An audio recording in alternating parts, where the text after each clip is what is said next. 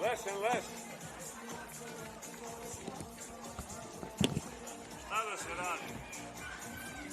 Kad se dođe iz dobre familije, onda je lako biti dobar čovjek. Teško ga je uništiti, jel? Mislim, lako je uništiti. Dobro, dobro.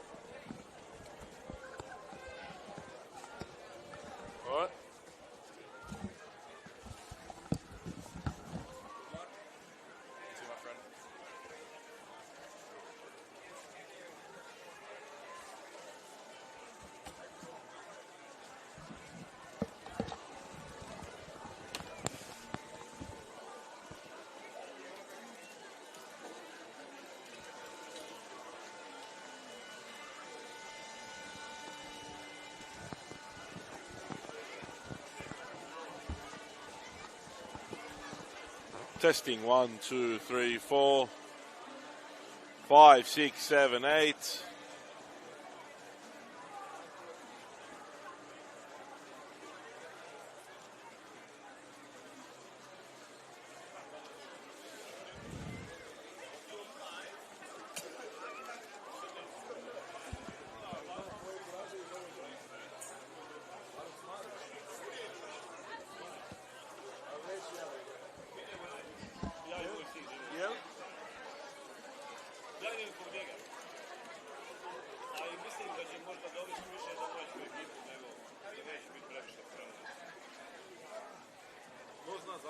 Ako dođe kao pripremne utakmicu, onda možda svi dođu. A mislim da će bolja utakmica biti u Melbourne, jer tamo igraju protiv Panamerike. Nema veze. Ja sam mislio da ide samo zbog onoga Nana u Panamerike. Da. Cio Miksić. Kako je? Dobio djelovce. A oni 6 miliona plus 6. Ja.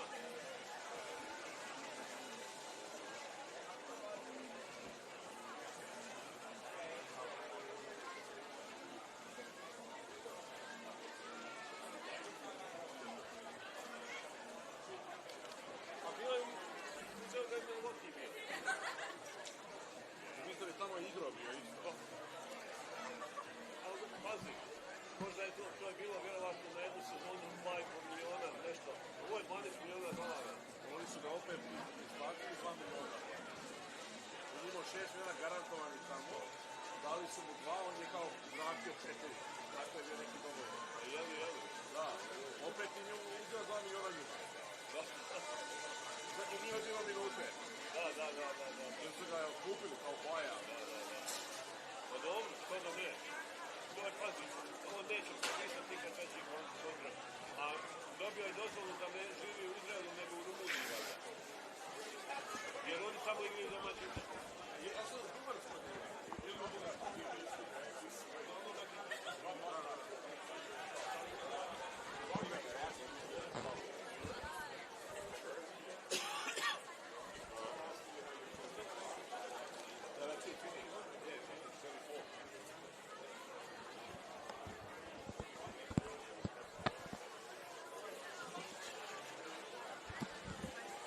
Might have to kind of be closer to me because I'm on over here. Yeah. I was just thinking, like, how are we going to... Yeah. That's all right.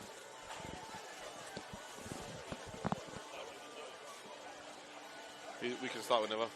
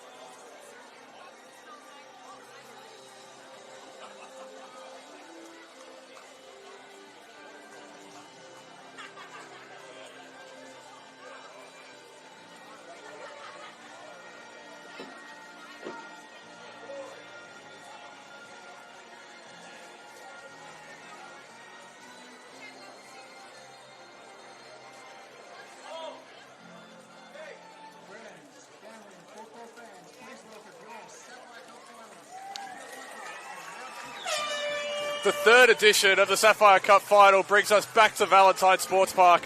Two teams which have taken very different paths to get here, but find themselves in a similar position tonight.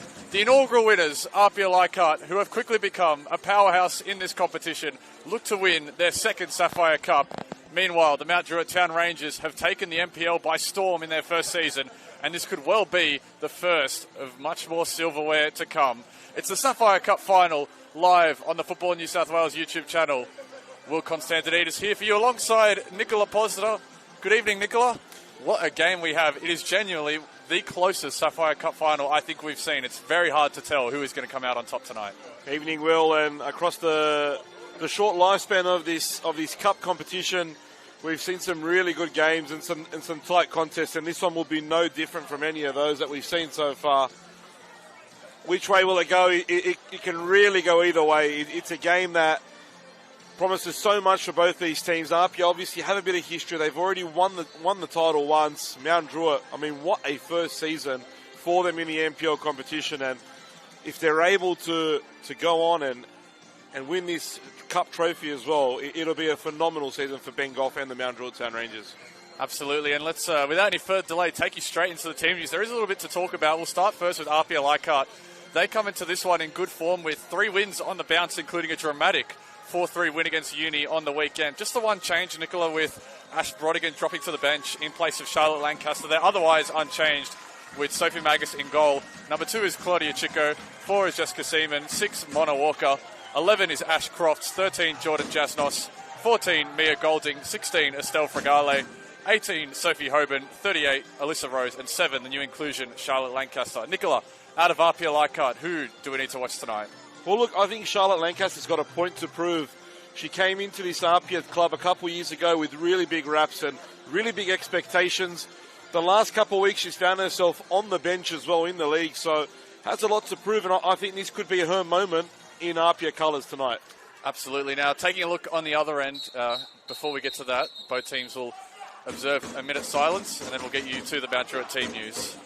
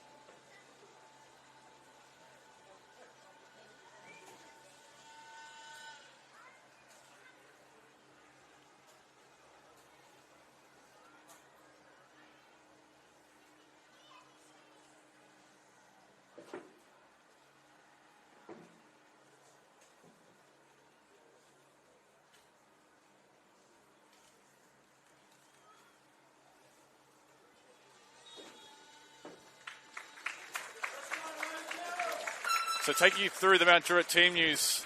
A 1-1 draw on the weekend against the Gladesville Ravens, but they've had injuries in recent weeks, Nicola. They're slowly getting their players back. 4 changes to the side from the weekend with Rosie Galea, Renee Kristanovska, Tian Flavin and Rukai Alfaraje all dropped to the bench. In their place comes Laura Tredenik, the backup goalkeeper who has played every Sapphire Cup game. Keiko Tanaka, Aleda Wyszynski, Shaden Jabor and Claire Holder are also in the squad. I mean, Mount Druitt, yes, this is their first time in a major cup final, but I mean, they have players up and down this roster that know what it's like to win. I mean, you can't, we speak about Charlotte Lancaster being an important part of APIA's team, but you can't look beyond Lena Karmas. She's a player that's won everything in this competition. She's won everything at the national stage. She's a player that wins trophies and a real proper winner, but also Enna Harada. I mean, she's come into the league last year, had a breakout season with Bankstown City, had a solid season in the A-League, and now she's here at Mount Druitt. So these are 2 players I think that will be key for Mount Druitt in this game. So it's a good squad all around. Both teams are so strong. You know, you look at both lineups, and there's lots of quality at both ends. Absolutely. The full Mount Druitt starting 11 goes like this. In goal number 1, Laura Tredenik. 2, former Institute player. Returning to Valentine Sports Park is Holly Williams. 3 is Kai Buchanan. 17, the 3-time champion with the MacArthur Rams, Olivia Sloan. 18 is Erin Tavares. 19, certainly the woman to watch and the woman who loves to step up in big games, Lena Karmas. Number 31, Ella Buchanan. 32, Enna Harada. 28, Keiko Tanaka. 38, Adelaide Wyszynski. 7 is Shaden Jabor. And 10, on the bench, is Claire Holder. So plenty to look at up and down this roster. And I will go to you for one final prediction, Mystic Nick. If there is anything we can do to predict, maybe not the scoreline or the result of this game, but what can we expect to see from this contest? Usually cup finals tend to be cagey affairs, but these 2 teams played 2 weeks ago, and it was anything other than that. Look, I think 2 weeks ago, APIA really dominated the game from start to finish. But in saying that, and they did win 2-0, in saying that, though, there was a period in the game where APIA really could have let the opposition in. Mount Druitt missed a penalty, and things return back to how they were prior to that. But I do believe that if Mount Druitt's given a sniff, they'll take it, and they will punish APIA. They need to be aware. But I do think APIA are the favourites here. My tip is APIA will come away with a 2-1 tight victory here tonight. Yeah, very difficult to call this one. It's really a clash of styles. Mount Druitt is such a solid defensive side. They've conceded the least goals by far in the NPL women's competition, and they've been adding the goals on the other end to match it, and they have plenty of players that can put them in the back of the net. And all that remains is for the game to get underway. Our centre referee tonight, Harriet G, assisted by Lara Hogan and Hannah Sheridan. Our fourth official is Casey Fleming. As the Rangers will knock the ball around the back. Here is Olivia Sloan, who's, as mentioned, won that three-peat with the MacArthur Rams. Her experience invaluable, as will be the experience of Sophie Hoban dashing through midfield, looking for Mona Walker, who is dispossessed by Wyszynski, and they were looking to link up with Karmas, who receives a crunching challenge for her troubles, and APIA have ideas of going down the other end. Karmas is down in back play, and this is troublesome signs early here, as Kachik will retrieve. And now, if that first tackle was anything to go by, Nicola, this is not going to be a game played with anything held back. Well, look, Lena Cummins does not stay down unless she's seriously injured, so I'd be very, very worried if I was Ben Goff on the bench at the moment. And we know already that his squad suffered serious injuries over the last month or so. They've had a real packed-out roster, run of games as well. So getting the players on the park's been a problem. If they were to lose someone as important as Lena this early in a game like this, it'll really, really hurt them. Absolutely. Lena Karmas, what hasn't been said, three-time champion with the MacArthur Rams, was part of two of those more recent championships. A player that's scored over 100 NPL first-grade goals since 2013, has come to Mount Druitt and been an instant spark, the 25-time Cap Matilda. She knows this park very well, Nicola. It's hard to talk about Lena Karmas without talking about the 2022 Grand Final, in which she scored 2 goals after the 80th minute to bring the Rams the first of what would be 3 consecutive NPL championships. And she had a very different role that year as well in the team. She was no longer the superstar of the side. She was coming in off the bench more often than not, but still managed to produce week after week. And just a quick word as well, Will. The crowd here tonight is absolutely fantastic. It's heaving. It really is. We've had the Emerging Matildas Championships around, and it looks like plenty have come in addition to the Mount Druitt supporters and the APIA supporters, both of which are probably two of the most well-supported clubs in the competition, as Mona Walker is trying to find her way out of trouble. Fragale is pressed by 3, and there is Lena Karmas looking to win one back, and Harada had a shot from range before there was a foul on Estelle Fragale by way of Lena Karmas, and we've barely had 3 minutes, Nicola, and this has been very physical. Well, I hope we're not in for a stop-start game. It's not something that we really want to see. You and I were on the men's final a couple of weeks ago, and it was very free-flowing. The referee let a lot of that go. So yep. Let's hope we see a bit of that again tonight. We want to see some football played. So let's hope the whistle isn't heard too often. As APIA have had the slight ascendancy in these opening few minutes. Here is Sophie Magus. Now with Jessica Seaman, who has plenty of options. Mount Druitt are well set in their defensive shape, as you can expect them to be. As now they look for that incisive ball forward. It'll be easily collected by Laura Tredenik, who has, as mentioned, Nicola, started every Sapphire Cup game, but the Rangers have been a fantastic defensive side all season. And I've got to take my hat off there to Ben Goff, persisting with whatever they would have, the team would have agreed to before the Cup started. We know that Renee Kristanovska is the number 1 keeper, and even though they got to the final, they still stuck with Tredenik, who was the agreed keeper for the Cup competition. Meanwhile, APIA have pinched the ball back in a good position, and Jordan Jasnos has the pace to burn on that left side. Is looking for Croft centrally. It'll go just behind her. Mia Golding will try and clean up the scraps and gets there ahead. Now we've seen a dangerous ball, and it's claimed by Tredenik. But again, APIA's wing-backs combining to full effect. And I think that's APIA's strength, getting their left and right wing-backs high. The higher they are, the more pressure and trouble they put the opposition under. And, Jordan Jasnos has been absolutely phenomenal on the left wing since moving there about 2 months or so ago.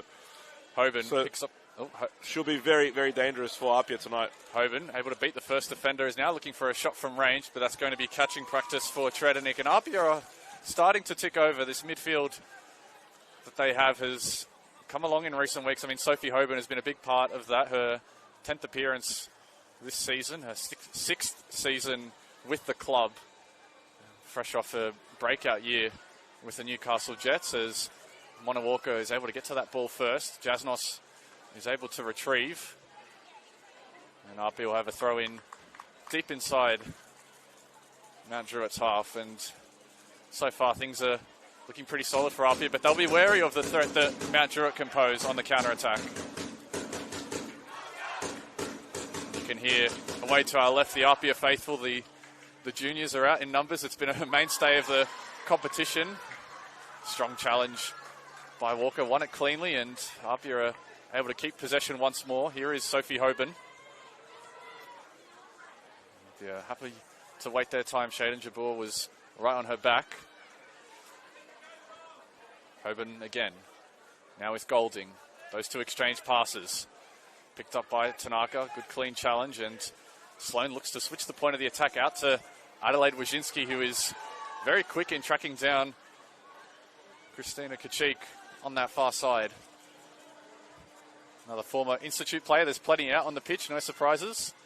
Christina Kachik, first season at APIA. And now the Rangers have a throw and something a bit more concrete to work with as they look for Lena Karmas down the line.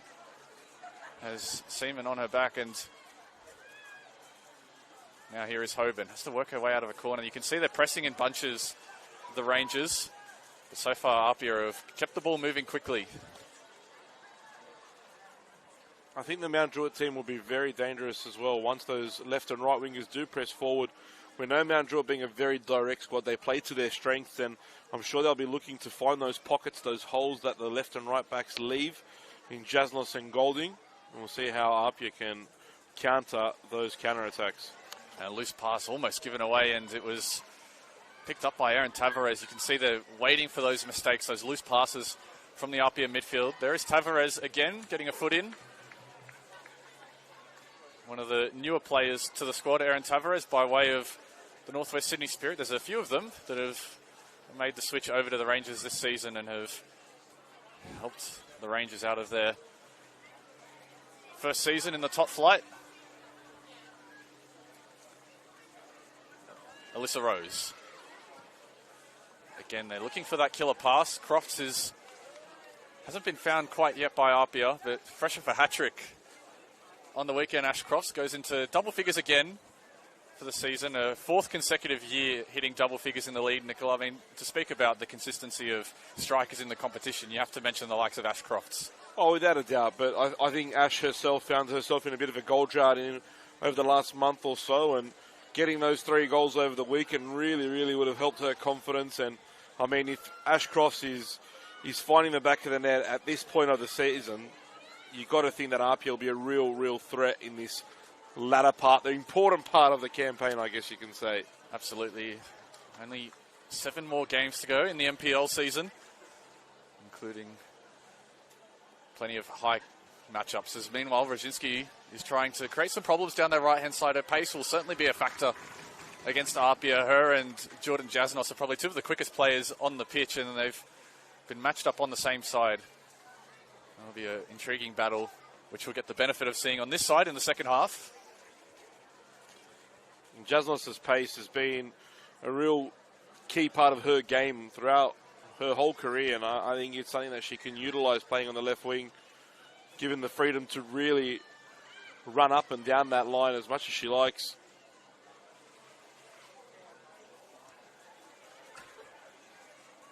Rangers able to find the feed of Erin Tavares, and now they'll look to play out. Jabeur was looking for Sloan down the line, and it'll be APIA ball there.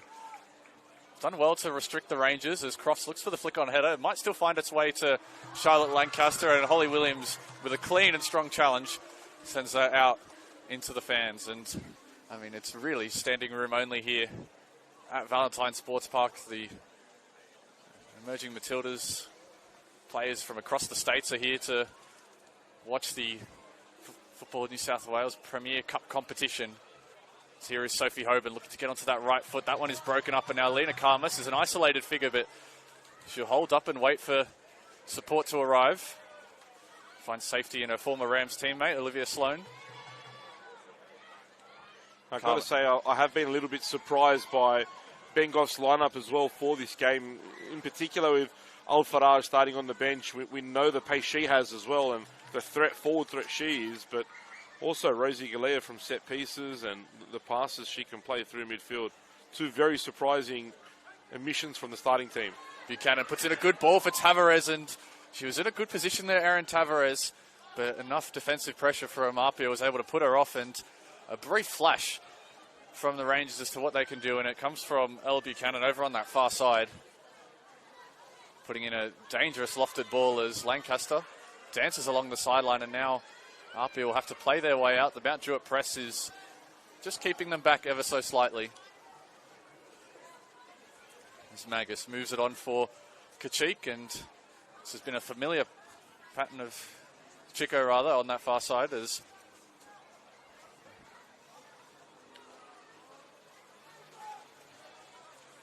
APIA have consistently found themselves with the ball in these sorts of areas, and again they look for that direct pass between the lines of Nicola, but against the Rangers defence, who are well set, it seems like they'll need to do more than that. They're tough to break down, and I mean, they lost Emily Koss, and we know how important Emily Koss was to this central defence of the Mount Druitt Town Rangers, but they've covered well. Buchanan's slotted in there now and has done a really good job in the centre of defence, and they're still as tight as they were before, and it's tough to break down, tough to score against. Koss, of course, with that A-League experience as well, a long-time Rangers player. Here is Golding, who has time to turn and get forward, and immediately looks down the line for Lancaster again. It's well read by the Rangers and Shaden Jabeur.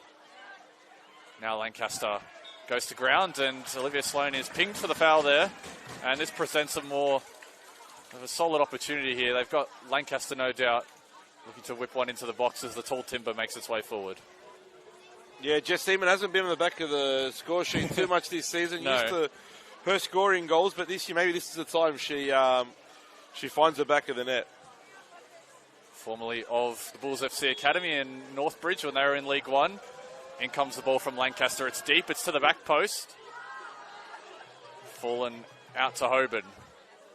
Elects for the more patient option, but Sloan will send that out of play. But I mean, with Charlotte Lancaster on the pitch, set pieces are always going to be a constant threat wherever they're taken from. Well, you know, I mean, if you think back to the start of the season, there were a lot of pundits that were sceptical of APIA and the way they were scoring their goals. They scored a lot of goals from set pieces, but set pieces are a part of the game. Doesn't matter how they go in as long as they do. And they're one of their strengths, and they'll get another opportunity now from a corner. Yeah. Ashcroft's holding up play well, and immediately this in-swinging left-footed delivery of Lancaster, probably one of the most dangerous deliveries in the competition, has scored Olympicos on countless times from this angle. And APIA have already put two players right on Laura Tredenik. Here comes the delivery from Lancaster. It's floated, it's right towards the back post, and it's punched away by Tredenik. And there's a collision out at the back stick, and it's a delightful ball from Charlotte Lancaster. Put it in the perfect position, it hung up well, and Tredenik, under plenty of pressure, was able to punch it away, but there's more concern for the Rangers. There's another defender down. But you can see there Mona Walker's been on the end of so many of these deliveries into the box and has her hands on her head there. She feels she should have done a bit better, and in actual fact, I think she should have. It was a very good opportunity for APIA, and they're starting to take the stranglehold on this game now, I believe, and they're growing into it more and more. 13 and a half minutes gone here at Valentine Sports Park. It's been APIA, perhaps as expected, controlling more of the ball and keeping this Rangers defence honest. It's a defence which has conceded only 15 goals through 23 league games. They've run through 3 consecutive clean sheets in the Sapphire Cup. I mean, that's a total of 11 clean sheets, all competitions, Nicola. With a defence like that, it is hard for any team, especially a team coming up against them in a cup final, to see a way through. Well, and that's the other thing. People criticise the way Mount Druitt plays. They say, you know, it's not real football. They're not playing proper football. But at the end of the day, you play football that wins games. They defend well, they defend very disciplined, and then they punish you on the counter. And if you're not prepared for that, they are. So they'll make sure they take full advantage. And again, a very well-disciplined team. You got experienced players in there today like Keiko Tanaka in that midfield sitting just in front of the central defenders, and she'll make sure she sweeps up anything that falls loose from that midfield. So they're very well set up and very well drilled. Now, it looks like it was Lena Karmas, Nicola, that was the player on the ground. Now, this is, again, more cause for concern. She'll be all right to continue, but because she received treatment, she might have to exit first. Karmas definitely in the walls early on. Nothing more that we didn't expect from her. No, certainly not. And so she'll have to... Looks like she'll slowly exit the field of play, and the corner will come in. She's got her hands on her head too, so I'm going to guess that it was a head collision, and that may really hurt him. And we'll have still to waiting for Lena to exit the pitch. The veteran, it takes a bit of time these days. Well, Lena Karmas, 39 years of age, still putting in monumental performances for the Rangers this season with her 11 goals. As APIA will get a second go at this attempt. Fun fact, someone said last week that she should be in a retirement home. Proved them wrong very quickly. Absolutely not. Meanwhile, ball has come in. Walker was the intended target again. They're looking for her at the back post, and there's a collision, but only half-hearted shouts of a penalty. The loudest ones were coming from the supporters as Hoban looking to create an inch of space for a crossing opportunity. Now it goes towards the back post, and for a brief moment, APIA had a golden opportunity. Jess Seaman was there, waiting for a sniff on goal. Yeah, and again, you saw the intelligence of Sophie Hoban there. The APIA players had quickly started to retreat back in defence as the counter was on for Mount Druitt. Hoban noticed that and waited for options to come in the box and almost found one that could have opened the scoring for APIA. Yeah, Sophie Hoban, fresh off a fantastic season with the Newcastle Jets, winning Player of the Season honours for them. Meanwhile, APIA continue, and they'll have another corner, their third of the game, Nicola. And just on Hoban, I mean, we've seen her tear up the NPL for a number of years. It took so long for her to get that A-League opportunity, and when she did in her first season, named Player of the Year, and it just proves how many gems there are in this competition. Absolutely. Alyssa Rose standing over this corner. Another opportunity for APIA. You can see the numbers are crowded in that 6-yard area. Here it goes. Near post delivery to Sophie Hoban. Was looking for that flick on, but couldn't quite wrap around it. And as the game goes on, more warning shots fired by the previous Sapphire Cup winners.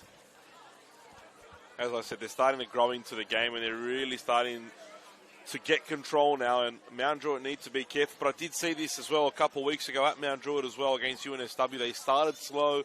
UNSW had the first 15 minutes of the game, but once Mount Druitt got confidence, they got on the ball, they really looked good. So I expect them to improve themselves as the game goes on, but they just can't concede. Otherwise, it'll be very hard to break this APIA team down once they go in front. Absolutely. That's been the way forward for Mount Druitt, is to lock down defensively, take their chances when they come. And a rare errant pass from Estelle Fragale might present that, as Sloan will have a throw in just inside the APIA half. Sloan looking for Harada. He'll stay with Jabor as Karmas holds up play with Chico right on her back. Tanaka. Speculative ball out towards Wojcinski, and it's going to fall kindly here for Buchanan. Tanaka lofted up again towards Karmas. It might still be alive here for Lena Karmas. It's been allowed to bounce in the area. Wojcinski is down there as well, and eventually Jordan Jasnos is able to dribble her way out of trouble, but for a brief moment, APIA were unable to clear the ball inside their own area. And Lena Karmas was hunting for the slightest chance on goal. Only needs that.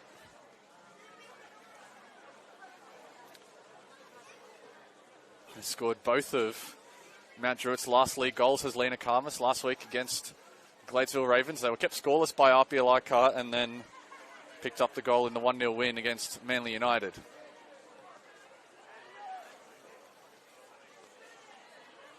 Here is Karmas, great touch and control, and was looking for that searching switch out for Wojcinski as Jasnos with another great piece of technical ability to bring that ball down at full stretch.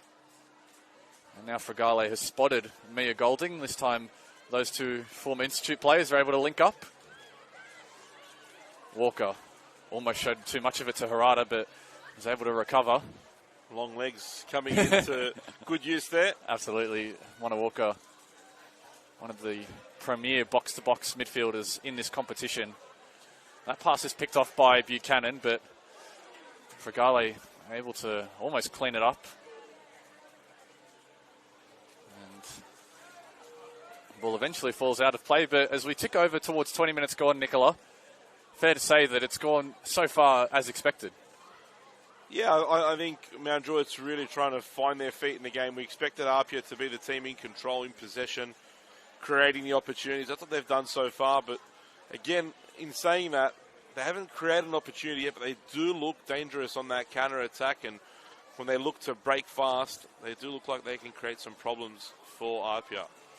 Yeah, Lena Karmas, as much as her goal scoring is key, as her role has changed within teams, her hold-up play has added to that. Here she is on the ball now, trying to bustle her way through the APIA defence before it's cleared. And now Crofts is hunting, and APIA have pitched the ball here. Lancaster, the Mount Druitt defence, are backpedaling. Charlotte Lancaster on that favoured left foot was looking to cut it back unselfishly. For Ash Crofts, it was the right idea, and they'll get a corner out of it. Yeah, I think she saw the defender at full sprint there and tried to cut back just in time, but had she beaten that first defender, there's no doubt that that was a real goal-scoring opportunity for APIA. And again, they are now on the counter-attack, and an error there at the back from Mount Druitt almost costs them. That's how careful they need to be of this very potent APIA attacking third.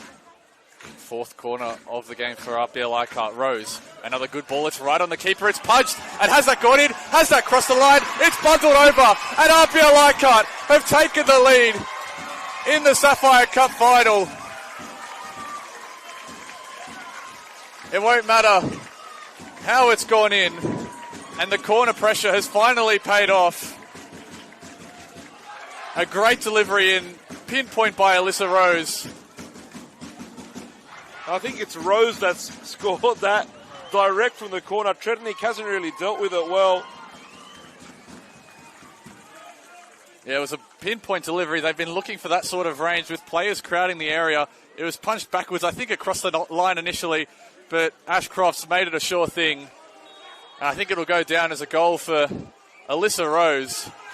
Either one of her or Ash Crofts, but APIA, the pressure has finally paid off, and that was key in this game, Nicola, was taking their chances when they've come. And now darkness falls over Valentine Sports Park.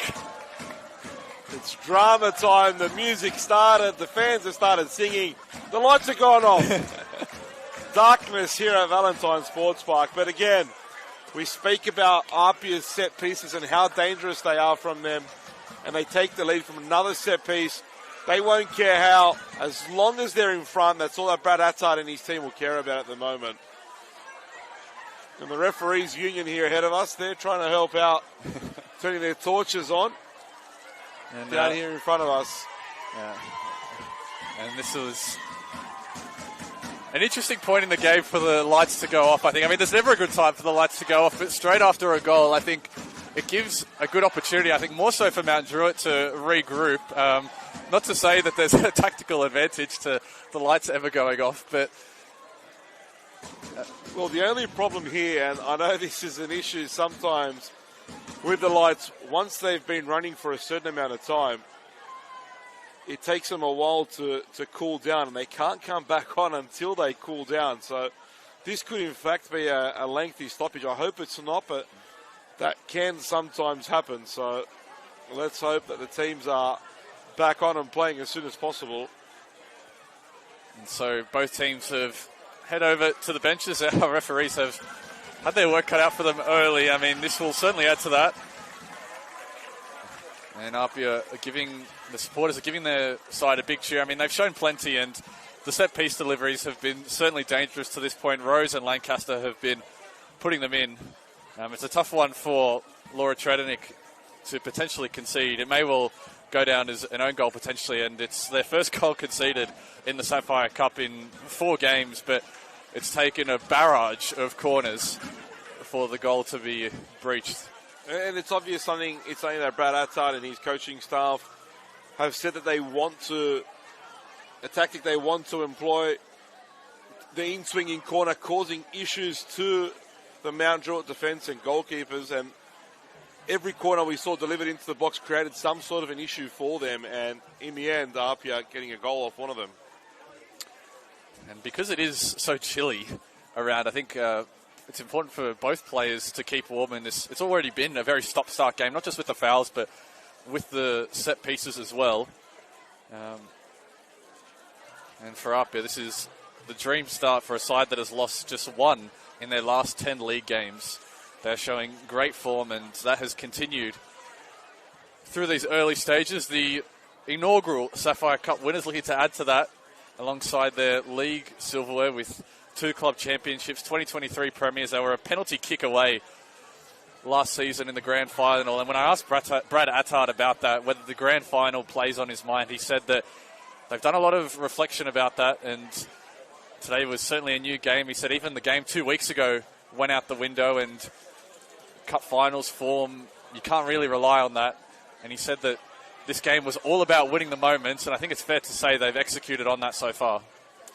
Yeah, it's speaking to Brad before the game, we spoke to him in separate intervals, and I just felt like he was trying to play down the importance of the game, and I think that's what he's been trying to do throughout the whole season, because there's been a lot of pomp about this team. This is the team to beat. This is the best team ever to have played in the NPL in terms of names on paper. And I think Brad's been trying to play that down and trying to just get his team to focus on taking it a game at a time. And I think this final for him is no different, just trying to set the mentality right for his side. And conversely, on the Mount Druitt, Town Rangers, and they've come up this season and, as mentioned, taken the competition by storm. They are the 2024 League One club champions. They won the grand final in emphatic fashion, 5-0. They're currently in a great position in the league. Yes, they're 1 point off top spot, but they've got those games in hand. And when we spoke to Ben Goff before the game, he said that fixture congestion has played a factor. It will continue to play a factor in their run. And he said that today was all about executing on their game plan. And when they do that, they're able to beat anyone, especially when they're so defensively solid. And they find themselves looking to go to plan B here potentially. Well, I did say that pre-game as well, you know, like they're a team that has the options on the bench now to go to plan B, to go and look at something different, inject some more pace in the front third. They've got the capability to do that. But again, even speaking to Ben pre-game, I know that they've got a lot of games in the league still to play, but it's not always a good thing. And I think for them, as a side that's a little thin at the moment, I think this will really affect them. And in the end, I actually think it could potentially affect their finals hopes as well, trying to manage. And I think that's why we see Al-Faraj and Galea on the bench, because it's all about management at the moment for Mount Druitt, and it's something that they're going to need to do in this final month and a half of football. And certainly great options to have on the bench. I mean, Al-Faraj's pace is well known. Instant impact option. Then you add Rosa Galea, who can create something out of nothing. But to speak about this game specifically, Nicola, from what we've seen so far, what do Mount Druitt need to do to find themselves back on level terms? I think that Lena Karmas needs to have some more support. She's been very isolated in the front third for large parts of the game. And I think if she's not getting the support from her wingers and players coming through the midfield, then it's going to be very, very difficult to create any opportunities against this APIA defence. So they're sitting deep at the moment. They're trying to keep what they have. Even though it's only 1-0, I think that we're going to see Mount Druitt try and push forward at some point in the game. But they need to do it sooner rather than later. Otherwise, they won't be creating any more opportunities. Any slip-ups at the back, and we've seen already on a couple occasions how dangerous APIA is on the counter-attack. Absolutely. I mean, APIA have looked very good so far. I think it's fair to say Brad Attard will be impressed with how this midfield four is keeping control. Mona Walker, Stel Fragale, Alyssa Rose and Sophie Hoban have really been a powerhouse combination as the season has developed, especially with the mid-season signing of Alyssa Rose, Ash Brodigan on the bench, those two joining from the Bulls FC Academy mid-season. I mean, when they signed, they were both not having as much game time at the Bulls, and APIA were going through a rough patch themselves, but it seems like for both those two players and APIA as a whole, they've worked to a treat. Yeah, it was the fresh blood that they needed at the time. And we know that over the years, Ash Brodigan has been a player that's had so much potential. She's scored goals previously in the league, and coming over, she's done well. But I think it's Alyssa Rose that's really gone under the radar. A little bit of a quieter signing. Not many people expected much from her. I think there was higher expectations on Brodigan's shoulders, but Alyssa Rose has come in, and you see her play, and she just flows with the game. Such a lovely player to watch play. So I think it's a masterstroke from APIA bringing them in during the window, because I think a lot of clubs would have just let that slip under the radar. Not APIA. They're very good in their recruitment department. Matteo Majorano, we know how hard he works, and I think there's not a player in the league he doesn't know. And as soon as he saw those two available, he jumped on it, and perfect masterstroke by them. And I can see one light coming on. Yeah, we do. Yeah, we might be on very soon. We're slowly coming back. We've been out for the best part of 5 or 6 minutes here, so the clock has remained ticking. That'll all be added back eventually. And I think it's fair to say, Nicola, just off the back of what you were saying, that these are probably two of the better recruiting clubs in the competition. I mean, you look at these rosters, and yes, Mount Druitt have a lot of players that formed the nucleus of the side that were League One champions last year, but they've recruited very smartly. The likes of Olivia Sloan, Erin Tavares, the Buchanan sisters have come in exceptionally, Anna Harada as well, Keiko Tanaka. These are all fantastic players. Adelaide Wyszynski, I mean, they've kept a good core, they've built around it, and now they find themselves amongst the best teams in this competition. Yeah, look, Ben Goff's done a phenomenal job. It's a tough task, there's not many teams that can come up from Football League One and do what Mount Druitt's done. Other teams have been solid in their promotional seasons, and I'm pretty certain the last couple of years we haven't seen a promotion relegation happen from a promoted team to get relegated the following season. But to do what Mount Druitt's done this season is really outstanding, in particular in this league, because we know how strong the top teams are. We know how much history a lot of the clubs have, but Mount Druitt's been excellent, and again, their recruitment's second to none. I mean, you recruited from one of the best teams in the competition last year, so you're obviously offering these players something that they didn't have before. And so it looks like we've made our way through that stoppage, Nicola. The lights were out for about 10 minutes. They went out just before the 23-minute mark, so that'll all be added back, no doubt. Special thanks to Molchi for that information. Special thank you, thanks Alex to Molchanov. Our good friend Alex Molchanov. Keeping track. Hope that everyone on the stream is enjoying it at home. Thank you for joining us on the Football New South Wales YouTube channel. It's been a fantastic final to this point, and we are far from over. Probably another 20 minutes or so still to go in this first half. Meanwhile, Sloan again has been active down this left-hand side and has tipped it over the top of Golding. Still at the feet of Olivia Sloan, can look to cross, and this is a dangerous part of the game for both teams, fresh out of a lengthy stoppage. They didn't really do a proper warm-up, and so mentally and physically, there could be some gaps to exploit. Well, in fairness, both teams really just stood there.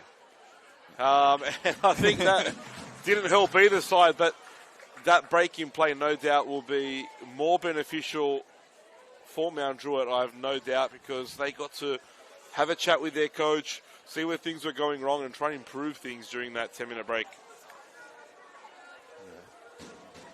An impromptu timeout of sorts to kind of cut the momentum that APIA are having, and I think it'll be important for them to regain their stronghold in this game, as important as it is for the Rangers to find their way back into the contest. Meanwhile, here is Walker looking for a chip pass to Crofts, and that flick on is there. Meanwhile, Mia Golding is looking to get a march on Sloan, as Williams has come across to sweep that up defensively, and APIA once more find themselves in the attacking third. Fragale and Golding. Here is Mona Walker. Looking for options ahead of her, is searching for something on the left-hand side. Chico holds her post as that pass is again picked off. Ella Buchanan has been quite active on that right-hand side. the mid-season acquisition from the Western Sydney Wanderers, previously of the Spirit. And to speak about players that have taken their chances when they come, I mean, Ella Buchanan was signed to the Wanderers as a mid-season injury replacement, went on to start a handful of games and had a breakout year with the Western Sydney Wanderers, then earned herself a 2-year contract extension and is under contract with the A-League women's side for another year. It's another story of NPL success, Ella Buchanan.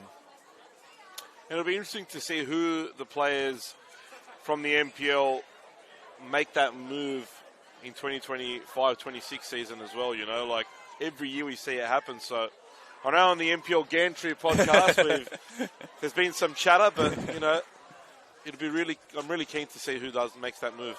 Jasnos, another good ball in. This one is just slightly over the head of Lancaster. But the APIA wingbacks are very busy early. Meanwhile, Lancaster tries to dig herself out of this corner. Finds her way through a pair of Mount Druitt defenders. Rose. Already an instrumental role in this final. And APIA forced to retreat momentarily. Lena Karmas leads the charge of the press. And just on that instrumental role that Alyssa Rose has played, I've got to disagree with you, Will. I'm sorry. She's picked up an assist for a goal, maybe. No. I'm sorry, but it can't be a Trinity Cohen goal. It's got to, if Ash Cross hasn't tipped that over the line, it's got to be Alyssa Rose's goal. I don't like that rule in football. I think the ball was curling toward goal, and I think that goal should be awarded to Alyssa Rose. And you should always go to the attacking player, I feel. So give her the benefit. Why two bob there, mate? We'll give her the benefit of the doubt. Again, don't be fooled by the scoreboard. For those of you perhaps joining us late, we did have that 10-minute light stoppage, so we've got at least another 20 minutes or so still to play here at Valentine Sports Park in what has been an entertaining final so far, more so if you're an APIA Leichhardt supporter, but never count out the Mount Druitt Town Rangers. That has been their motto throughout the season. They have proven everyone wrong, and even as a powerhouse side, when some might have thought that it was just a flash in the pan, we're now 23 rounds into the league competition and they are in pole position to regain top spot. Also, I don't know if it's just me or if with the lights coming on, it's gotten a bit cooler here as well. It was quite pleasant for the start of the game, but starting to definitely get a bit colder now here at Valentine Sports Park. Absolutely. A nice wintry night of football, but that hasn't kept the supporters away. I mean, we have a full grandstand in front of us, plenty of people scattered around the sides as well. Definitely difficult to hear each other at times. It is, which is good. We like the atmosphere. Absolutely. As Crofts is collected, advantage will played. Crofts is down in back play. APIA are going to be without their key striker, and Lancaster had to hold it up, but it's still with APIA and Jasnos. And another corner coming. That'll please Alyssa Rose greatly. And Jasnos has really been a difference in the first half. She's delivered a couple very good crosses into the box, won a couple corners as well for her side. Been a real good player for APIA in this first 30 minutes rather than 38 minutes. Jordan Jasnos, I mean, she has 16 appearances in first grade this season. She only had 4 all of last year. Her role this season, she has really stepped up when her side has needed her. And Rose will deliver in another corner. More numbers crowding the 6-yard area. Familiar position, this one a little deeper. And it goes over all. And Mount Druitt are able to walk away from this one unscathed. Well, I'd be super frustrated there if I was Brad Attar, just for the fact that that ball was delivered well to the far post and there was not one far post runner there for APIA. Something that they should perhaps talk about at half-time, because they had enough runners to be able to get one to make that far post run. It just didn't come there on that occasion. Harada able to bring the ball under her control, under pressure, and Sophie Hope, it isn't done yet. Here is Jabur, who gets the call to turn and looks to feed Tanaka through the traffic. But, I mean, this APIA midfield 4 is stifling at the moment as Jasnos skips away from the initial challenge and has just run out of real estate potentially. No, she's kept it in. Here is Lancaster looking to link up. He's denied passageway on that left side. And Fragale gets the cry of a defender coming and promptly moves the ball on. And this time, the Rangers' defence is well set. Fragale. Jasnos can recycle with Walker, two former Wellington Phoenix players alongside Charlotte Lancaster. And the trio of them didn't get too much game time during their stint with Wellington, but they've come to the NPL, and I mean, Lancaster and Walker over recent seasons, Jasnos in recent months, have established themselves. Here is Chico, has to be careful not to get caught in possession, had to hurry the ball away. And Golding is going to press Tredenik here, force a looping clearance. Hoban brings it down, is under no real pressure on the second ball, as the Mount Druitt defence has dropped off a little too deep. Stays with APIA and Golding. Rose. And Fragale. More controlled possession for APIA Leichhardt. They are playing the game on their terms right now, as meanwhile Tanaka has picked it up and APIA have committed numbers forward. Lancaster has Wyszynski on that far side if she can find her, and does. Wyszynski has the step momentarily on the defenders. Wyszynski puts a cross across goal, but there was no one really there. Meanwhile, Carvis is in a foot race to beat the sideline and doesn't quite get there ahead of time. But again, the Rangers have shown what they could do on the counter. I think that ball there from Karmas was played slightly too far out wide for Wyszynski. Her first touch as well it didn't really take her in toward goal. And I think that was a bit of an issue for Adelaide Wyszynski. And Ben Goff gets a yellow card, but I also think that in that situation there, I think it was Mona Walker who made the challenge, a sliding challenge. That could have gone very, very wrong for APIA, but luckily for her, it didn't. Yeah, just a couple of errors there from APIA, and if there's a side that can punish them, it's Mount Druitt, and that time they were able to get a bit more support behind Lena Karmas, and it almost paid some serious dividends there. Jabeur was looking for Karmas as Fragale looked to clear, and APIA will be happy to slow things down a little bit as the Rangers have gained momentum. 4 minutes of regulation time to go, but we're set for potentially 10 minutes of stoppage time. We'll wait for confirmation of that in just a moment. Jabeur goes to ground. Fragale did enough to force the loose pass, and meanwhile Shaden Jabeur is on the ground here, and Lena Karmas is not happy with the challenge, and tensions, as we predicted, Nicola, are starting to heat up a little bit. You said Lena Karmas isn't happy. I don't think Lena Karmas is very happy at all with referees. I think if there was one player they could put a complaint on, it'd be Lena Karmas, but generally likes to get involved with the referees, does Karmas, but I saw the back end of that challenge, and Estelle Fragale is just a hard player. We always called her the Gattuso of the NPL, and I mean, she just showed there why I've given her that nickname. Yeah, a hard tackling midfielder. I mean, it's all fair in a cup final. As we said, Nicola, we expected a physical contest. I mean, 2 weeks ago, they delivered just that. And, I mean, these sides have only played each other 2 times this season. They met in the Sapphire Cup back in 2023 on APIA's route to winning that competition. APIA came out winners that time, but in their short recent history, and they've quickly developed a competitive rivalry, which is no surprise with 2 teams that are ambitious and 2 clubs that have sights set on big things.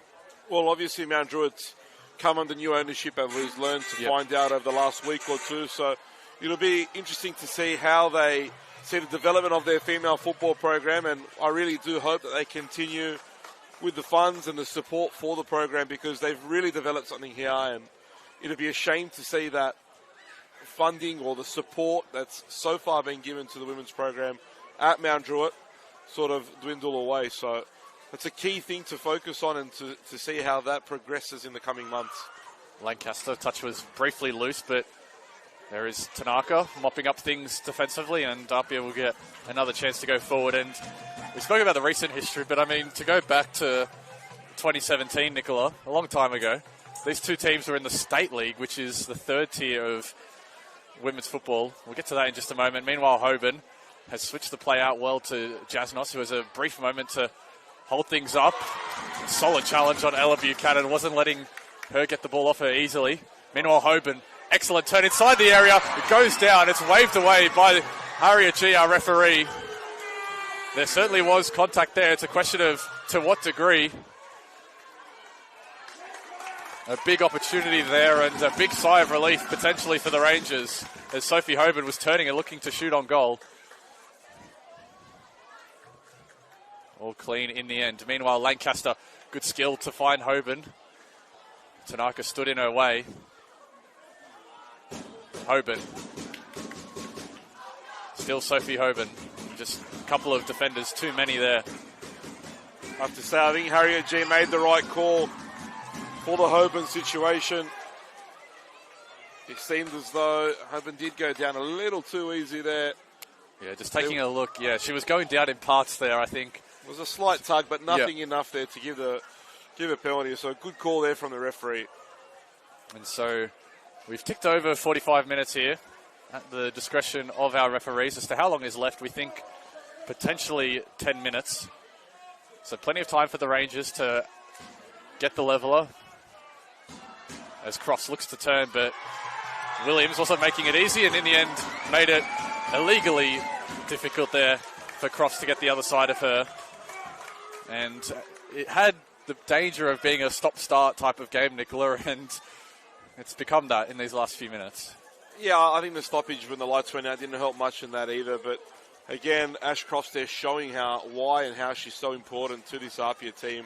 Able to hold the ball up, turn away, win a foul in a dangerous position that allows the likes of Seaman and Chico to get forward now. And obviously, Mona Walker's been an absolute threat from set pieces, so they get another opportunity here now.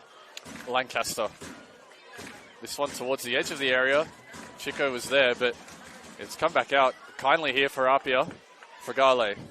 Fake the cross, goes inside instead, and lofts one up towards the back stick, and it's overall, including the intended target, Jess Seaman. And that set piece comes to nothing, unfortunately, from an APIA Leichhardt perspective. Yeah, a bit wasted, you'd say. It's always frustrating when you don't beat that first line of defence from a set piece. In this case, Lancaster wasn't able to. They did get the ball back, though, but again, the cross perhaps wasn't good enough.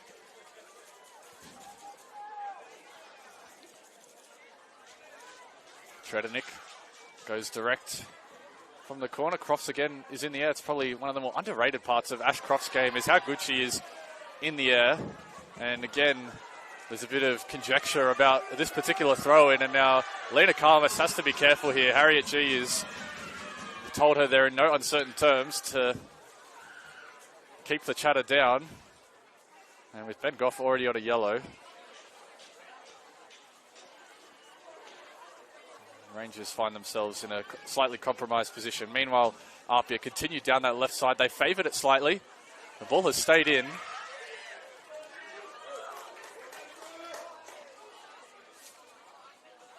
Rose is looking for something, but her progress is shut down, and it'll be a Rangers throw. Good work there by Buchanan. I think Jasnos has gone a long way as well to proving a point here that she's still A-League quality. She's coming up against Buchanan, who plays in the A-League with the Wanderers, and shown that she's really up to the task and has probably been a bit the better player so far this evening. Created serious problems down that wing for APIA and creating things consistently throughout the whole first half now. Jordan Jasnos certainly a key beneficiary of APIA's consistent possession. It gives her that license to go forward. Just 22 years of age, so still has plenty of potential. Was called into the A-League at such a young age. Meanwhile, the Rangers, they'll get a corner now. And with a few minutes gone in stoppage time. And you can see Lena Karmas calling all the players forward now. They're not going to get many of these opportunities, in particular in the end of this first half. And this is a golden chance for Mount Druitt to find themselves on the score sheet. It certainly is. They've lined up a bit more back post here. This one's towards the penalty spot. Buchanan is there. It's come back out for Shaden Jabeur. Couldn't quite get proper connection on it. And APIA have thoughts of a counter-attack potentially. It's all tangled up in midfield. Mona Walker's able to come the other way with it. And Jordan Jasnos has been unleashed in acres of space on that far side. For Mount Druitt. Jasnos, early delivery in. Tredenik comes, doesn't clear it away. And Charlotte Lancaster was half a metre away from getting a tap in there. Again, it's Jasnos creating problems down the left. Another perfect delivery into the box. They like the look of these early crosses in APIA. And so far, the Rangers have found it difficult, especially when they're backpedaling. It's so difficult to deal with those sorts of balls in. I always say that as a coach, I always try to tell my players, when you're down, running down that line, the early low ball, well, in this case it was a high cross, but usually those low balls with the defence running in the wrong direction are so tough to deal with. And we've seen there now on a couple of occasions how difficult it is for Mount Druitt to defend those situations. Meanwhile, there's a late shot in back play on Jess Seaman from Lena Carvis, and I think Lena Carvis isn't going to walk away from this without a booking, and is picked up the first player to go into the book, and I think there is no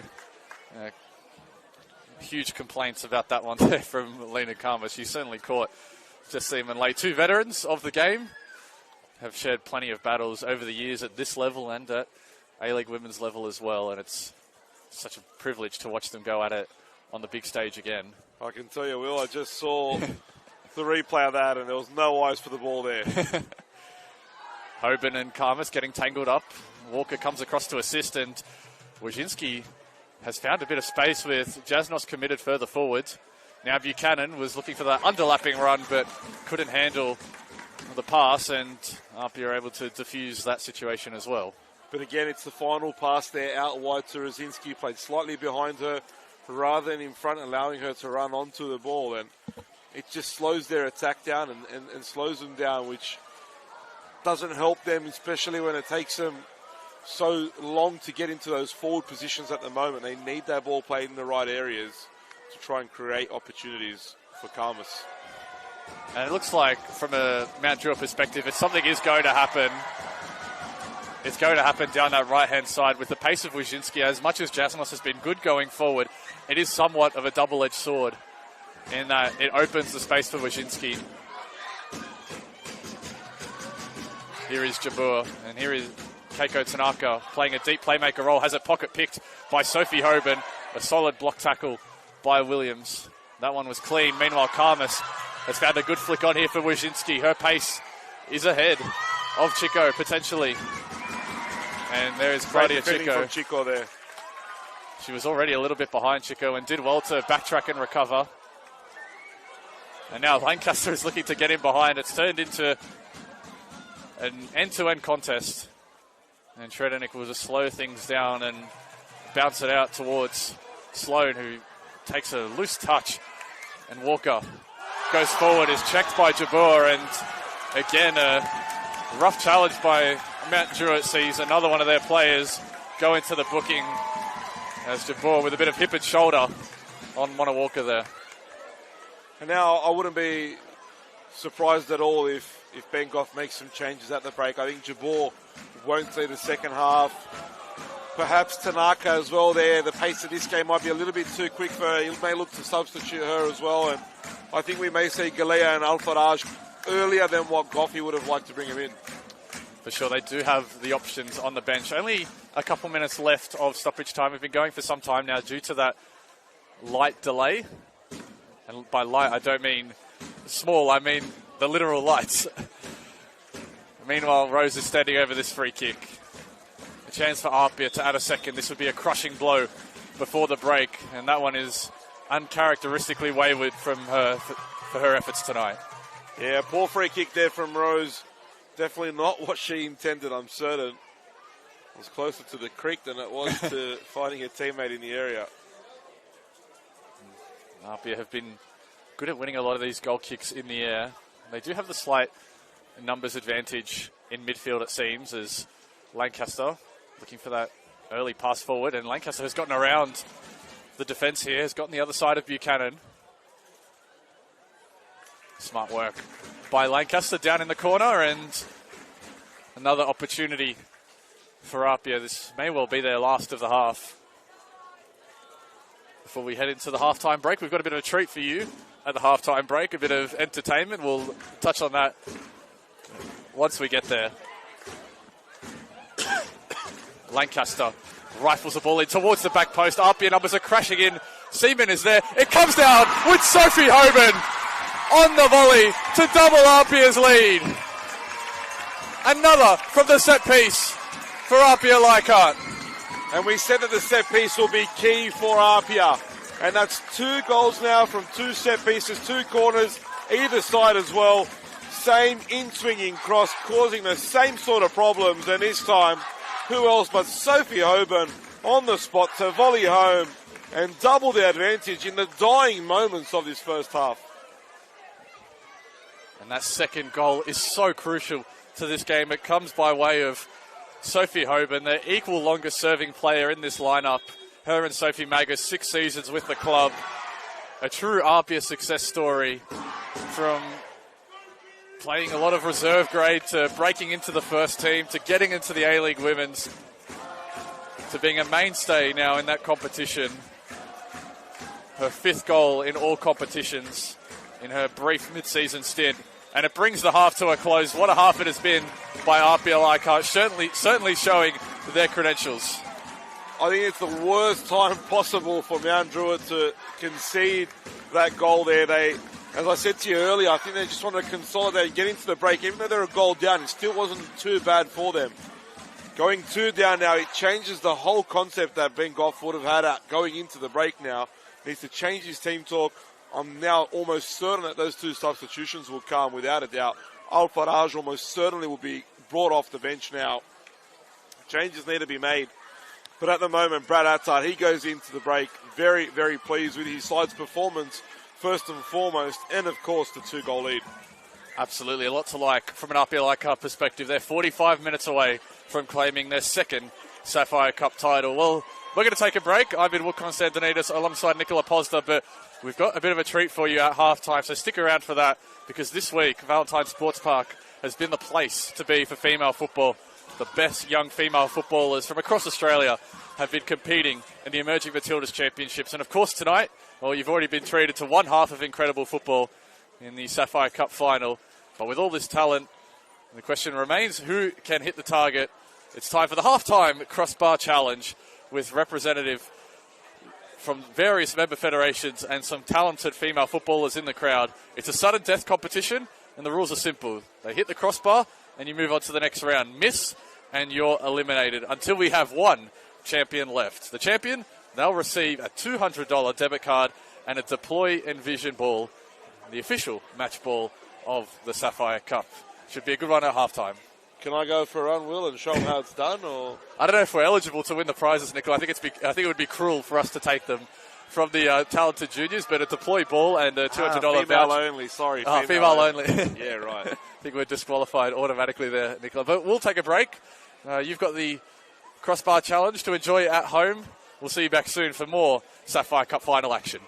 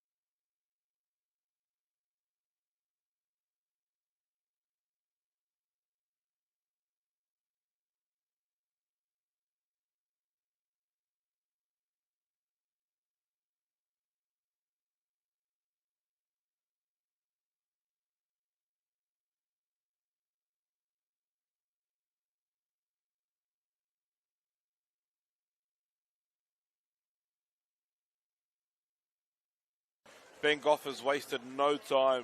Nat Kasha, Rosie Galea, and Rukaya Al-Faraj all coming on for the second half. And, I mean, they've got nothing to lose, do they, Mount Druitt? They've got it all to gain.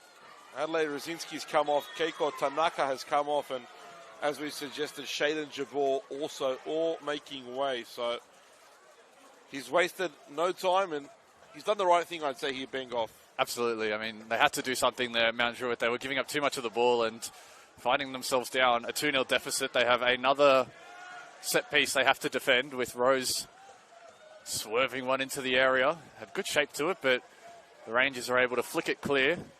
Walker retrieves. Fragale is scrambling across to help her out. Instead, she goes edge of the area. Alfarage is the only player there. And Seaman is able to keep possession at the feet of Apia. The juniors have made their way behind that goal. Apia are running towards their supporters, and the key for the Rangers has to be getting off the front foot in this half, Nicola, using their fresh legs to their advantage. Yeah, and it's obviously not going their way at the moment. They've got to defend the first set piece, now a corner, and we know Apia scored both of their goals from the corner kick so far this first half. So Rose hoping for another pinpoint delivery. This one slightly too deep at the back post, but Mona Walker was stationed there. Yeah, again, causing problems, and Mount Druitt really need to come out in this second half firing. If they're not firing, one more goal to Apia in this game is all but curtains for the Rangers. Absolutely. I mean, there's every chance if the Rangers do get that goal back that momentum could swing massively in their favour. I always say it's the old footballing cliche, the 2-0 lead. Most dangerous lead in football, that one. Absolutely. Apparently, so they say. We'll see what Apia have to say about that. As I'm always confused about that, though, Will. I'm sure 1-0 is less than 2-0, so if you're down 1-0, the opponent's a little closer to finding an equaliser or a winner. But anyway. Crofts has won the ball in an opportune area here for Apia. It forces the Rangers to clear and go long. Fragale able to control under no real pressure and slides a pass along the ground.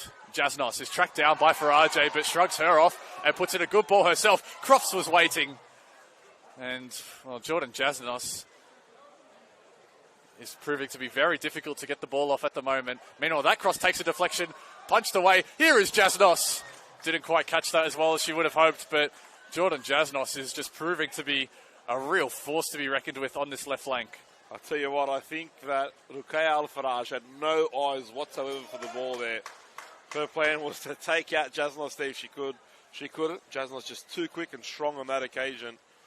And I think so far the performance she's put in, a goal really would have capped off a fantastic first 45. And that was also a really good ball into a dangerous area as well from Jasnos.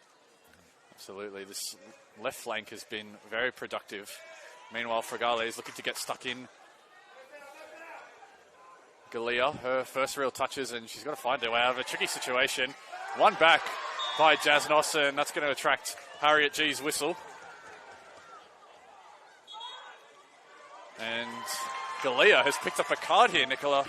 Only a few minutes into her introduction, and, well, this is real worrisome signs. You've already had a substitute carded. And we said that Goff had made changes at the break. Jabor had also a yellow card in the first half, and I mean, it's pretty much like for like now, right? So it hasn't really gained much in that area at all.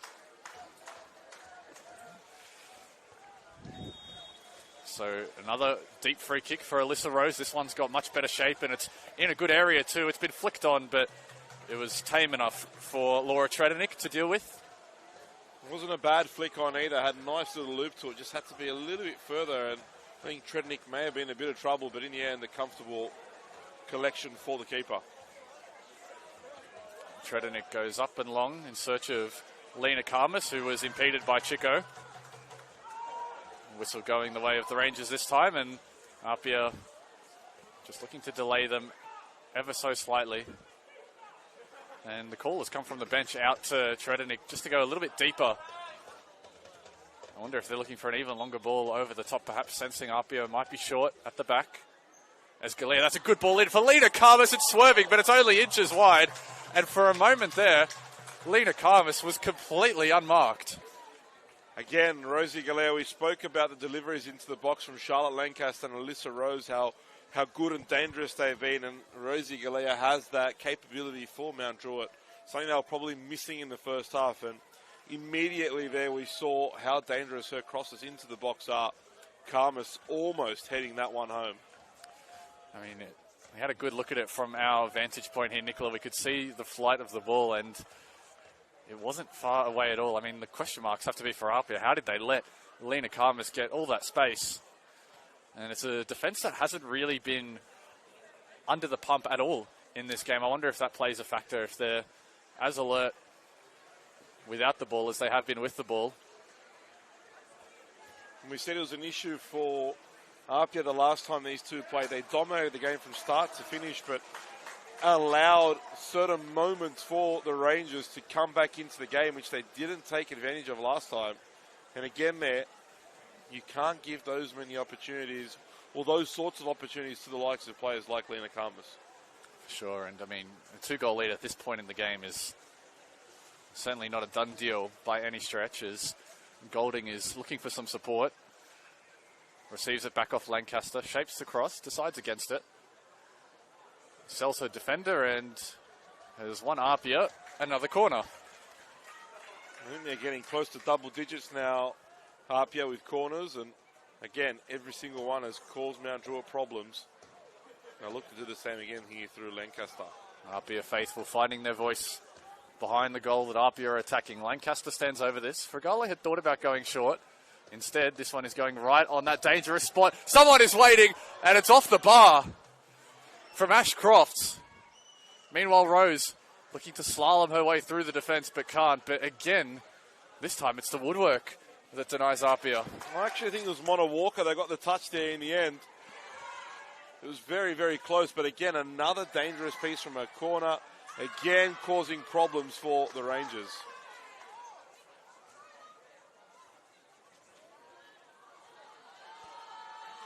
It was Mona Walker.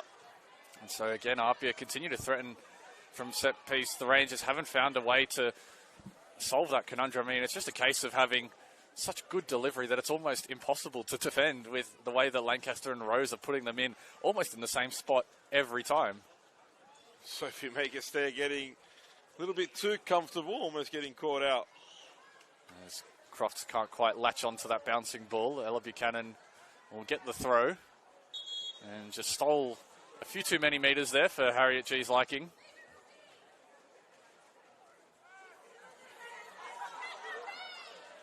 Pretty sure Buchanan took the throw from the exact same spot she was told to step back off there. Here she is on the ball now. Has found Kasha, but a solid challenge by Crofts, and Harada go at it. And that time Crofts clips, and well, things seem to have resumed, Nicola, with these ticky-tack fouls creeping in. They are certainly fouls, but I mean, as the game goes on, it's certainly seems set for a couple more yellow cards if things continue. And APIA's got to be aware too, these deliveries from Galea now as well. Galea, good ball in. This time Chico is there to meet. APIA eventually cleared their lines, but they've done well to find Lancaster. Even better to link up with Hoban, but she had to readjust and couldn't get the touch she wanted. Meanwhile, Kai Buchanan wins the second ball. And Walker is happy to let that one just roll out of play. I mean, APIA will be happy to take the sting out of any Mount Druitt momentum, but it's certainly not quite the territory yet where you want to be milking the clock per se. Definitely not, but I think that APIA has enough experienced players to know how to slow the game down, how to manage certain parts of the game as well. And here is Al Farage. Hasn't gotten forward too many times. She's been pinned back quite well by APIA. Al Farage, who spoke to Football New South Wales midweek in the preview, said that this would be a historic accomplishment for herself and the club, all the work that they've put in. Meanwhile, Magus has to come through the traffic and is collected on the way through rather carelessly there by Rosie Galea. Now, it's not a yellow card tackle necessarily, Nicola, but it's not the type of tackle that you would want to see someone on a yellow card making. I'll tell you what, Will, I've seen yellow cards given for less in the past, and when you're on a yellow card, that's super undisciplined there from someone of the likes of Galea, who's had a lot of experience and played at this level before. To do something silly like that really can cost your team, who's already fighting a real uphill battle here. Yeah, it was just a unnecessary one, really. I mean, the ball wasn't really in play. Magus was always getting to it first. There's Buchanan. Ella Buchanan heads clear. Now it's at the feet of Galea. They found a good way forward here with Tavares, and now Alfarage has a burst of speed to get forward. Chico comes across to get there and gets there first. And APIA will concede the corner. But Chico was very quick to get across there and shut down Alfarage's space, recognizing her danger. Excellent defending from Chico. I mean, Alfarage has incredible pace, and Chico came across, cut the angle, and in the end made the challenge to block the cross. And Rosie Galea, we've already seen her put in a couple of good free kicks. Now she gets one from the corner. Just be a little testing one here for Sophie Magus as well. Yeah, Alfarage is stationed to impede her path. Here it comes. It's near post. Oh, it's almost crept its way in. It wasn't cleared at the near post by Rose. I was just preparing to say that it was a poor delivery. In the end, almost found a goal to half the deficit here at VSP. And well, APIA have had a couple of nervy moments at the back now. The Rangers are threatening as Jasnos goes to ground and wins it cleanly. And again, a couple of warning shots fired by the Rangers that they won't be going away. Long throw by Buchanan. Jasnos sends it out. It'll be another Mount Druitt corner. But again, it was another piece of loss of concentration, loss of discipline from Alyssa Rose at the near post. It was her misclearance that the ball came off the post from that. So, again, Galea gets another chance, and I can tell you now, I highly doubt she'll hit that same spot again. This one will be really causing Magus some problems. We've got a few a bit deeper this time, the Rangers. Galea stands over it. Magus will have to work her way through a bit of congestion now. They go again to the near post this time, Nicola, and then you said that she wouldn't go to the same spot, but she let you down there. Well, I didn't think it was going to be another poor corner. That was actually worse than the one she took moments earlier, so very disappointed with the delivery there from Galea. As I said, one of the most lethal left foots in the competition. 2 poor deliveries in a row from her. Farage with a handy header. Seaman has to come out of the defensive line, and Fragale gets there ahead of Alfarage. And last touch off the Rangers, and Natalie Kasha, another one of the Spirit Rangers contingent, joining Ella and Kai Buchanan as well as Erin Tavares as well. Well experienced at MPL first grade level, exactly what the Rangers were looking to sign out of their promotion. Jasnos, Crofts, and Lancaster. Great touch from Great Lancaster. touch, as you said there, Nicola. And good tracking back equally by Holly Williams. 2 players going fairly for the ball, shoulder to shoulder. The end result will be an APIA corner. Well defended there from Williams to recover from that fine move by Charlotte Lancaster. Really did well there. It's always lovely to see when a player just bops the ball over the oncoming defender. On this occasion, though, Williams did really well to get back and block the cross. But another dangerous situation here, another corner to come in from Rose. Rose. This time again, back post. Oh, Mona Walker is there and was looking to connect. Players tumble to the ground in the box. It's not cleared away by the Rangers. Still, it's a battle for it in the area. Chico goes in strongly and has committed the foul in the process. And well, Lena Karmas was the recipient there. And again, isn't happy with Harriet G. Well, I think Harriet will be having nightmares of Lena Karmas this evening, no doubt. It's important to note again, Nicola, that Lena Karmas is on a booking, as is Rosie Galea. These are 2 important players, and both haven't necessarily been clean since their booking either. So a factor to consider. We hope it doesn't come to something like that. Got to say, though, Mount Druitt showed a lot more intent in the second half, and I guess you have to question Ben Goff's decision to start the likes of those 3 on the bench.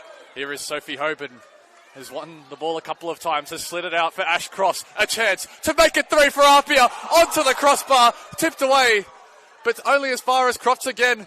Here is Fragale, and it's snuck in. APIA Leichhardt have gone up 3 goals to the good in the final. Estelle Fragale, the Gattuso of APIA Leichhardt, puts that one in the bottom corner. A well-taken strike, curled right away from Tredenik, gave the keeper no chance. And APIA are on their way to their second Sapphire Cup. A fantastic goal, a 3-goal lead, and with 30 minutes to go, I think there's no coming back for Mount Druitt from this now. And Ash Crofts, I mean, it's all down to the industrious work again of Sophie Hoban. Just won the first ball, won the second ball, played the perfect pass to set up Ash Crofts. A great save initially by Tredenik to tip it onto the crossbar, and it was inches away from crossing the line. And from there, Crofts was able to find Estelle Fragale, who was teed up just inside the area. A finesse shot into the bottom corner, exactly like you practiced them, out of the reach of Tredenik. And now Ben Goff has gone to the bench again. He's gone to Claire Holder. But another attacking substitution. And I've got to correct you, Will. It was actually Ash Crofts that did the hard work rather than Sophie Hoban. But captain's work there from Crofts, as she does so often. But what a finish from Estelle Fragale. We call her the Gattuso, always a hard challenger, but a bit of finesse from her. It's something that she's not necessarily known for, but has stepped up here. Meanwhile, Alfarage is on the end of this one as 2 APIA defenders have gotten tangled up. She's double teamed there and more clean defending by Jordan Jasnos, but they don't clear their lines. A shot is put towards Magus. It's calmly taken down. Nat Kasha sticking the palms of the APIA custodian. A 3-goal lead with half an hour to go, certainly not insurmountable, but the problem is, Nicola, as you mentioned, the lack of volume of chances that the Rangers have been able to generate. With 2, you could see it, but they have shown an extra intensity. Just finding the final product has been missing tonight. The APIA defence has been exceptional, and a lot of that is down to the work of the likes of Fragale, the likes of Walker, who have held down this double pivot so well. And I think Mona Walker in particular, she's worked tirelessly in this game. So hard. She's done a lot of work that she doesn't get credit for very often. Been fantastic for Brad Attard's side. Here is Hoban in a similar position again, asking a bit too much of Crofts there. That time I was looking for the ball in behind compared to the previous one to feet, and it's going to take something special from the Rangers from this position. And again, questions need to be raised. Were those 3 starting on the bench the right decision from Ben Goff? At the moment, it seems a big no. Hoban making a bit of a way forward. Drops it off to Golding. Shows good skill. Hoban on the edge of the area is patient in waiting for something to arrive. Here is Crofts, and it almost snuck under Tredenik. That would have been the icing on the cake. Great work from Crofts to get a shot off there at all, to be fair. A tight angle with the defender draped all over her. Meanwhile, another cross is coming in. That one finds the side netting only. And back to Goff's decisions to only starting 11.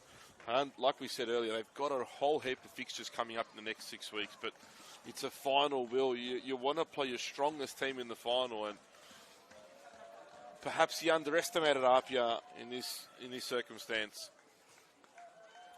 APIA have certainly dispelled any notion of that. They have come out here and they have shown that they are a thoroughly professional outfit. I mean, they've certainly put the league on notice with some of their form as of late, but this will add serious credentials. They are just outside the top 4 as they come into this one. They're 2 points behind Manly United, and they've got some big games coming up, including a few against sides in the top 4. But a Sapphire Cup win is always welcome. Meanwhile, Lancaster has smartly found Jordan Jasnos here. Jasnos, a good ball in, it's deep. It's towards Ash Crofts. Tredenik came and couldn't get anything. Hoban looking to continue, looking to make it 4 is Sophie Hoban. Wasn't enough power on the strike. It was easily held by Tredenik. And how about the pass from Lancaster as well to find the run of Jordan Jasnos. Again, another great delivery from Jasnos, and just no one on the end of it. I think APIA need to pay Jordan Jasnos with an assist there, because she's done that tirelessly all game, really working hard down the left flank. Yeah, Ashcroft was waiting there after Tredenik came and didn't get anything, and I wonder if there was the slightest of fingertips on that from Tredenik to keep it away from Crofts. Meanwhile, Rose is looking like they'll play this one short. No hurry to lump it into the box with the 3-0 advantage in their favour, as now Lancaster has tried to get the other side of Holly Williams, and not Holly Williams, rather Buchanan, as Lancaster had plenty of arms in the back there. I think she's a bit lucky, potentially, Nicola, to walk away with just a warning. I think there was a bit of pulling from both there. That's why Harriet G's card stayed in the pocket on this occasion, but maybe a little bit more from Lancaster, who has also had a pretty good game. We haven't seen too much of her, but whenever she's been on the ball, she's done a good job and helped keep possession or try and create something for her side. Matt Druitt unhappy about that decision, but it looks like there was a pullback by Holder on Chico. And obviously at this point of the game, when calls don't go their way, I think Mount Druitt will start getting more and more frustrated, but they've got to think of the bigger picture. Any red cards here will obviously affect them during the season. It'll affect them being available for games in the NPL games in their rush coming home as well. So they just need to keep their discipline and ensure that they don't get any more cards. Absolutely. The Rangers still have 2 catch-up games to play, which will be in coming weeks, especially with this midweek game already. Meanwhile, Fragale and Galea getting all tangled up there between the two of them. It's Galea again at the centre of it there, pushing off the ball late. And needs to really be careful. If I was being off, I'd consider taking her off. The foul was on Fragale, there's no question of that, but as you mentioned, Nicola, with Galea already on a booking, you wanted to try and stay away from these sorts of confrontations, even if she's the one that's on the receiving end. Fragale gets a flying boot at that ball. It's allowed to bounce. Alfarage will bring it back on the deck. Jasnos goes in strongly on Alfarage. It stays with her. Williams.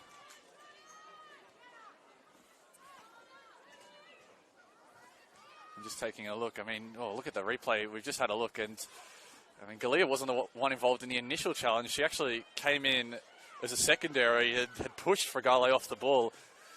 And I wonder if that, because she wasn't the player, might have gotten away with one potentially there. Meanwhile, Lancaster goes in over the back of Alfarage. And Galea will get a little too hasty here at the moment. Tempers are really rising, and it's unnecessary from both teams because they don't need it right now. Absolutely. The game is all but done. We're halfway through the second half, so there's no need for any of that. And if Mount Druitt are to get a comeback, they want to keep the ball moving. Meanwhile, the ball has gone into the box. APIA are able to clear. Lancaster will try and pressure Galea, who has had to go all the way back to the defensive line. For APIA, they'll want to keep a lid on proceedings, as here is Karmas, who has found herself unmarked here. Great tracking back again by none other than Jordan Jasnos, and Sophie Magus got it all wrong there. You can't not laugh at that one, Will. Should be keeping that off her highlight reel, but I'll tell you what, I'm sure someone will be circling that on Instagram, no doubt. Well, for APIA's sake, they'll hope that they don't concede from the resulting corner. Galea has come across to take this one, and Magus has had a quiet but confident night in goal. Save for that little mishap. And there's a bit of pushing and shoving still in the box. Harriet G has to keep an eye on all the goings on there, and now she's had to intervene and has to play a bit of mediator here. I think it's between Magus and 2 Mount Druitt players that are stationed in front of her.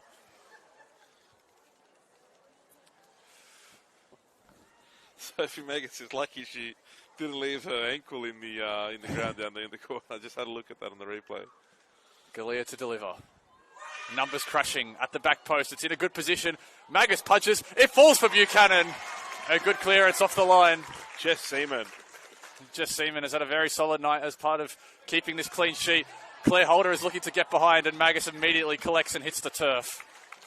Had to have safe hands there. Claire Holder was waiting for her to spill the ball and would have been all over that. But luckily for APIA, the keeper held on to the ball on that occasion. Kai Buchanan fouling Lancaster. APIA want to go quickly, but they'll be denied that because of a substitution. And now this is certainly a great thing to have coming for APIA. Ash Brodigan makes her way off the bench, and she'll replace Charlotte Lancaster. And I said Lancaster had a point to prove, and I think she did today. Had a good game, showed that Brad Attard can rely on her to be a leader of this squad in the latter part of the season.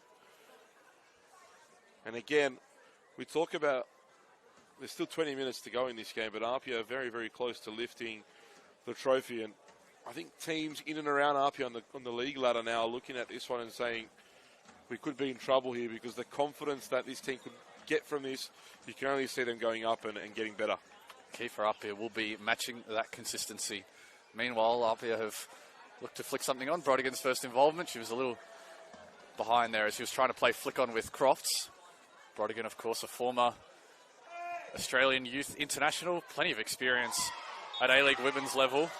Made her debut at just 16 for the Jets, a total of 7 seasons at A-League women's level.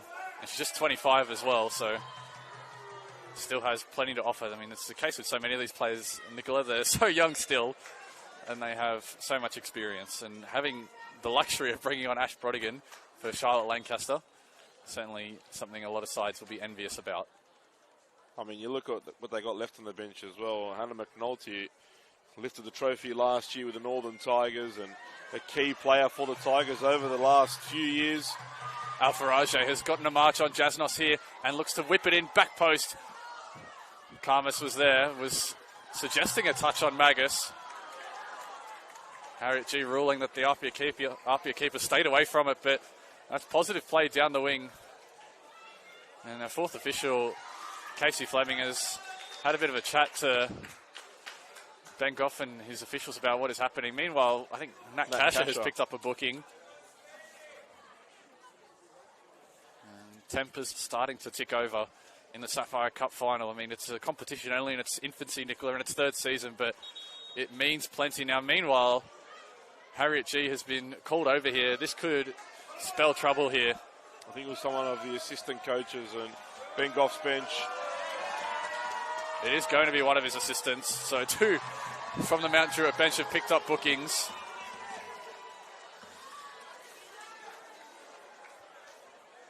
As you said, Nicola, you don't want this to get into red card territory, not only for what it means for Mount Druitt in this game. A red card would certainly be the nail in the coffin, but for future weeks as well, with the top 4 race so tight. Absolutely, and that's the key thing. They need to ensure that they keep their discipline, because any red card here will affect players and staff members in the run home now. So, and that's where we're literally in the run home. So they all need to be super aware, in particular in a game that's all but done now. Just Seaman let a bit too much in that challenge for Lena Karmas.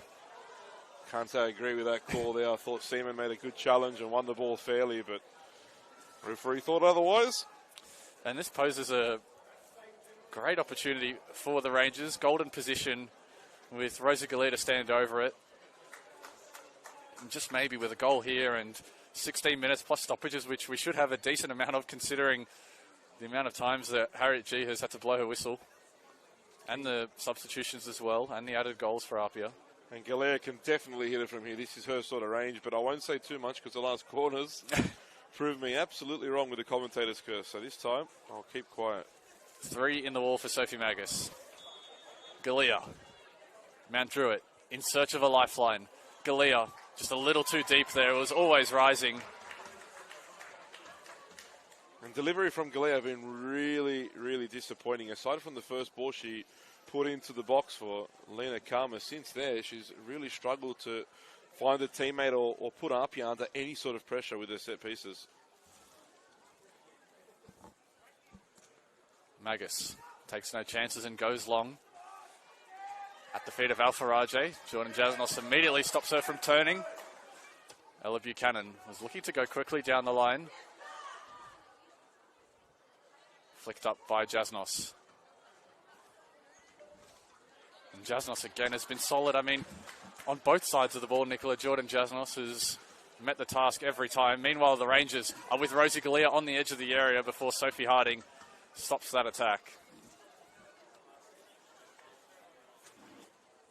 It's gone over the head, and Galea has looked to get behind, and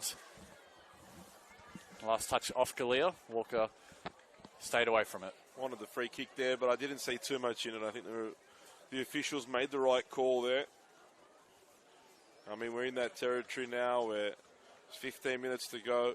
Brad Attard's going to the bench again. Hannah McNulty now seems to be readying herself on the sideline, so she'll be entering the final and on the verge of winning consecutive cup finals for Hannah McNulty. This would be the third straight cup final that Hannah McNulty has appeared in. There's a few players, well, she'd be the only player actually to achieve that feat. There's a couple of ex-Northern Tigers players in this APIA squad. Meanwhile, Hoban has stayed on her feet here. APIA going to keep playing.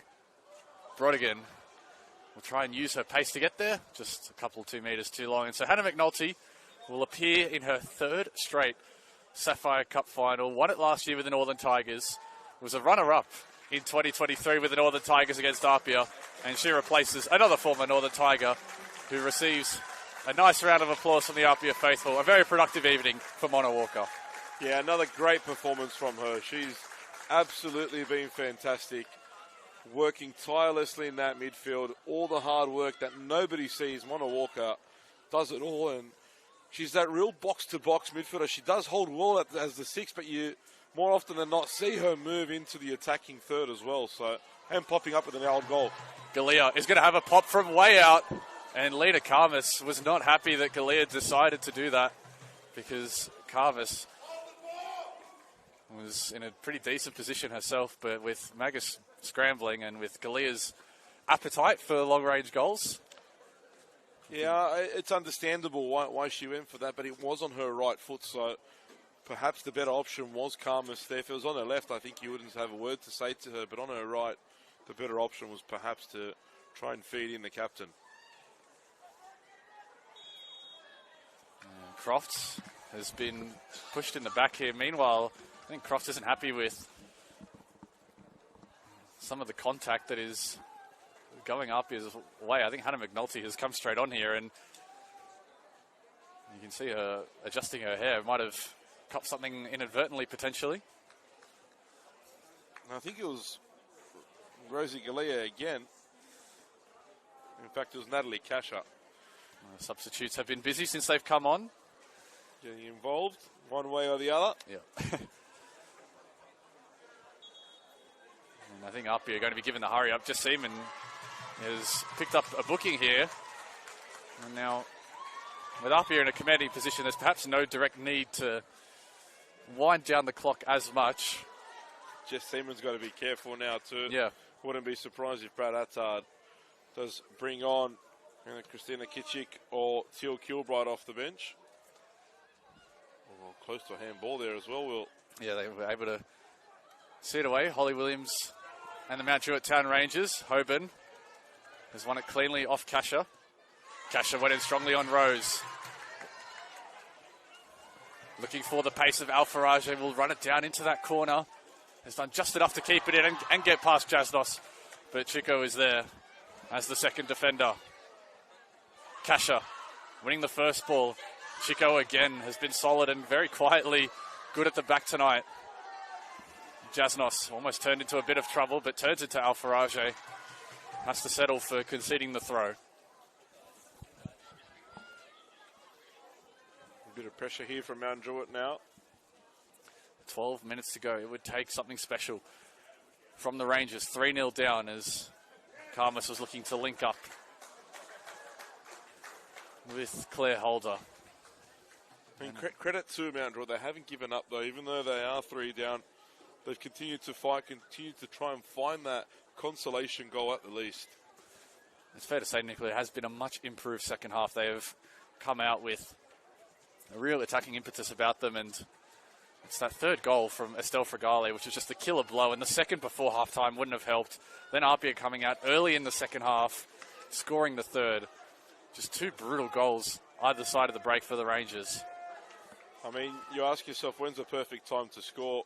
But APIA really have done just that. They scored at the right time in the first half. They then doubled their lead right on the stroke of halftime, literally, as the whistle was about to be blown, and scored early in the second. And it's really killed Mount Druitt's hopes. Whenever they felt like they were getting back into the game, they were pegged straight back by APIA, and now the game and the trophy are headed back to Lambert.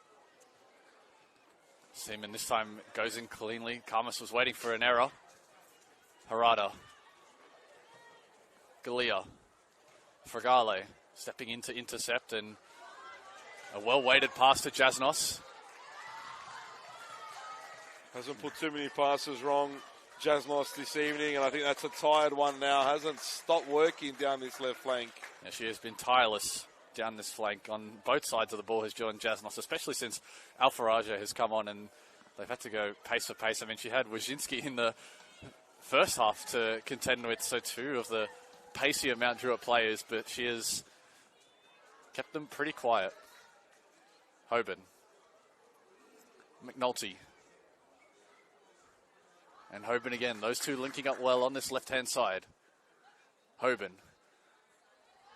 Can't get past the first defender, and APIA will settle for more pressure down this end with less than 10 minutes of regulation time remaining. This is all going to plan for them. It's been a well-executed game plan. Brad Attard's side have won the moments as he said he wanted them to do. And now all that remains is just to manage this game to its conclusion. McNulty. Well-disguised pass to Hoban. Picked off, though, and Fragale. Important foot in to intervene. Holder is trying to get there ahead of Alyssa Rose before Seaman just lumps that back down towards the Mount Druitt defensive line. McNulty has found Fragale in a bit of space. Already scored one goal, has Estelle Fragale. Now looking to potentially win something down the flank, but cleanly won by the Rangers, and Carvis is trying to get ahead of Seaman, who takes no chances. Perhaps could have played Chico or Magus, but with a 3-0 lead and 8.5 to go, wasn't going to do anything loose with the ball there.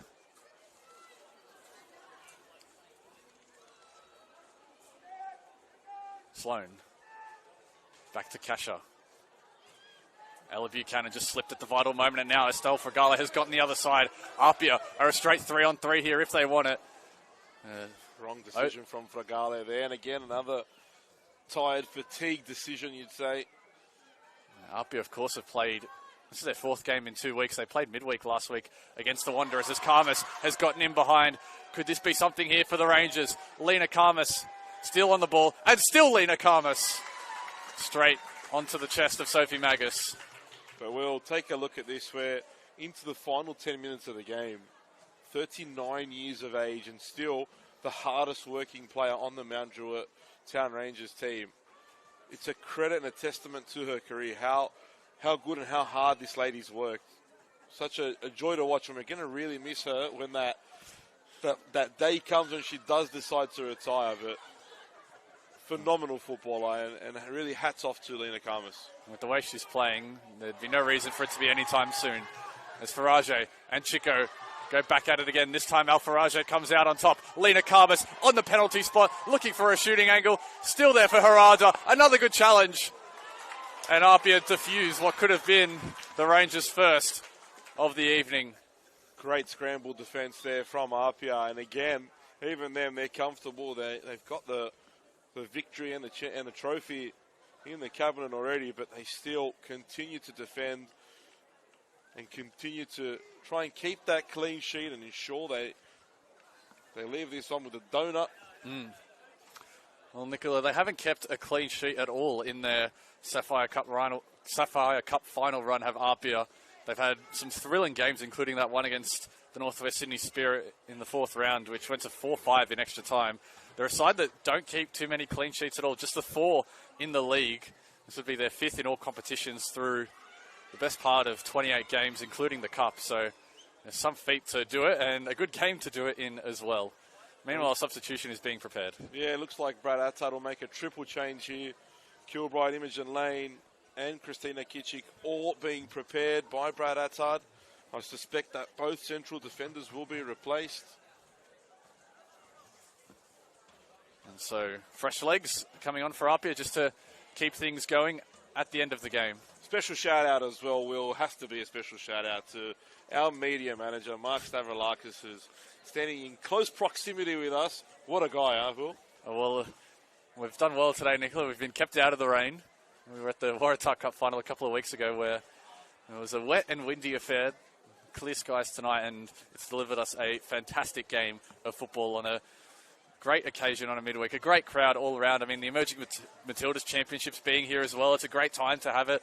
So many young, potentially future A-League players, potentially future Matildas in the crowd, watching some real stalwarts of this competition go at it. And a great God in Mark Stavroulakis with us too. How lucky are we? No, but in all fairness, it's an excellent occasion here at VSP. Fantastic crowd. I actually think it's almost a bigger crowd than the men's game. It'd be very close to rivaling that. So great for the female football game in New South Wales and the country. So Ashcroft takes her leave, as does Mia Golding, who hobbled off, unfortunately, for APIA. That's one to potentially watch. Hopefully she walks away without an injury as Lane and Kilbride enter. Imogen Lane will offer a bit of pace and a bit of technical ability down that right wing as well now, and won't be a welcome substitution for Mount Druitt, no doubt. But so Teal Kilbride comes on, another one of the former Tigers contingent, played in that 2023 grand final, came up short against APIA, and now has a chance to pick up a Sapphire Cup of her own.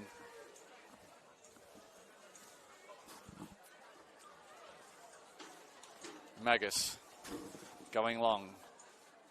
Under 4 minutes of regulation time to go. We should have a decent amount of stoppages as Holder is looking to get in behind. Magus has come. Didn't get anything, but not enough contact to warrant a penalty. Meanwhile, Alfarage is still on it. Has Jasnos right alongside her. Cross comes in. An important punch. Only as far as Karmas. And again, APIA are able to scramble defensively. They've had to do a fair bit of that down the stretch in this game. The Rangers have continued to push despite their deficit. Harada, great pass in behind to Buchanan. Cut ball, in it goes. Still here for Kasha. Couldn't get the shot away. And Magus was collected by Lena Karmas in the process. And again, APIA walk away from another dangerous Mount Druitt Town Rangers attack.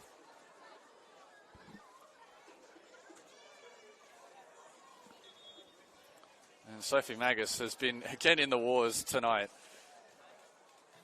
And they do have the backup goalkeeper, Paige Cuthill, on the bench. And APIA have, of course, used all their subs, bar Kachik. And APIA can take more time off the clock with this stoppage. Hopefully it's all good for Sophie Magus. I mean, Sally James is sitting in the stands tonight. She has been part of their team in recent weeks. She's had to watch on. Yeah, I'm sure she would have loved to have been involved in this final as well, but unavailable for selection this evening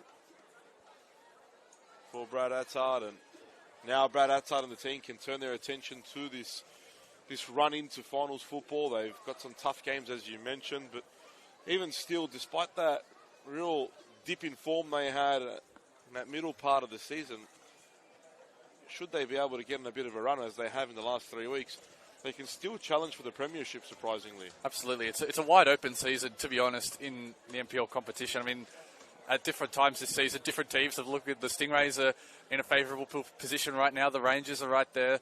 I mean, the Spirit aren't going away anytime soon either. APIA, Manly. I mean, there are so many teams that are vying for it, and there is this no clear best team in the competition at the moment. The Rangers held that title for a little while, but injuries have affected them. I mean, this game could be a potential blow to their confidence, and conversely, on the other end, a boost for APIA. Absolutely, but again, as we said, Ben Goff knew that it was always going to be a tough game, and we spoke to him pre-match, and he did tell us that he was having some issues with the squad in terms of who he could line up with and how much depth he had at the moment. But I'm sure that they'll still be definitely pushing for finals. I mean, they led the competition for so long, and it'd be a real shame to see them drop out of the top four. That they don't deserve that after the season they've put up. But I mean, they're still in the hunt for the premiership as well. And absolutely. With 2 games in hand, I know it's a tough run, but 2 games in hand, you still got to feel that they are in the box seat. And when we spoke to Ben Goff before the game, he said that just getting to this position, just establishing the Rangers as a powerhouse women's program was enough of an achievement for him in their first season. I mean, it's hard to remember. It is their first season in NPL women's competition. I mean, 3 years ago, they were bottom of League One with only 2 wins to their name across an entire season. 4 years ago, they were in the State League. So to get to the pinnacle of knockout football in such a short span of time, to get to the finals places in that same period is just a fantastic accomplishment. And there's no doubt that if this continues, they're going to trend in a very good direction. And I think a lot of that has to be put down to Ben Goff as well. Commendable from him, what he's done at the football club. And as I said earlier, with the new ownership, you hope that this model continues. The program gets even more support and the program continues to grow, and especially for that area, get bigger and give the opportunity to more girls and females playing in that part. 6 minutes of time have been added on. No surprises there. Holder has picked it up in a bit of space and has found a smart ball behind APIA, and APIA haven't cleared it convincingly. Jasnos and Alfaraje stay out of each other's way this time, and again, Jasnos doesn't make it easy.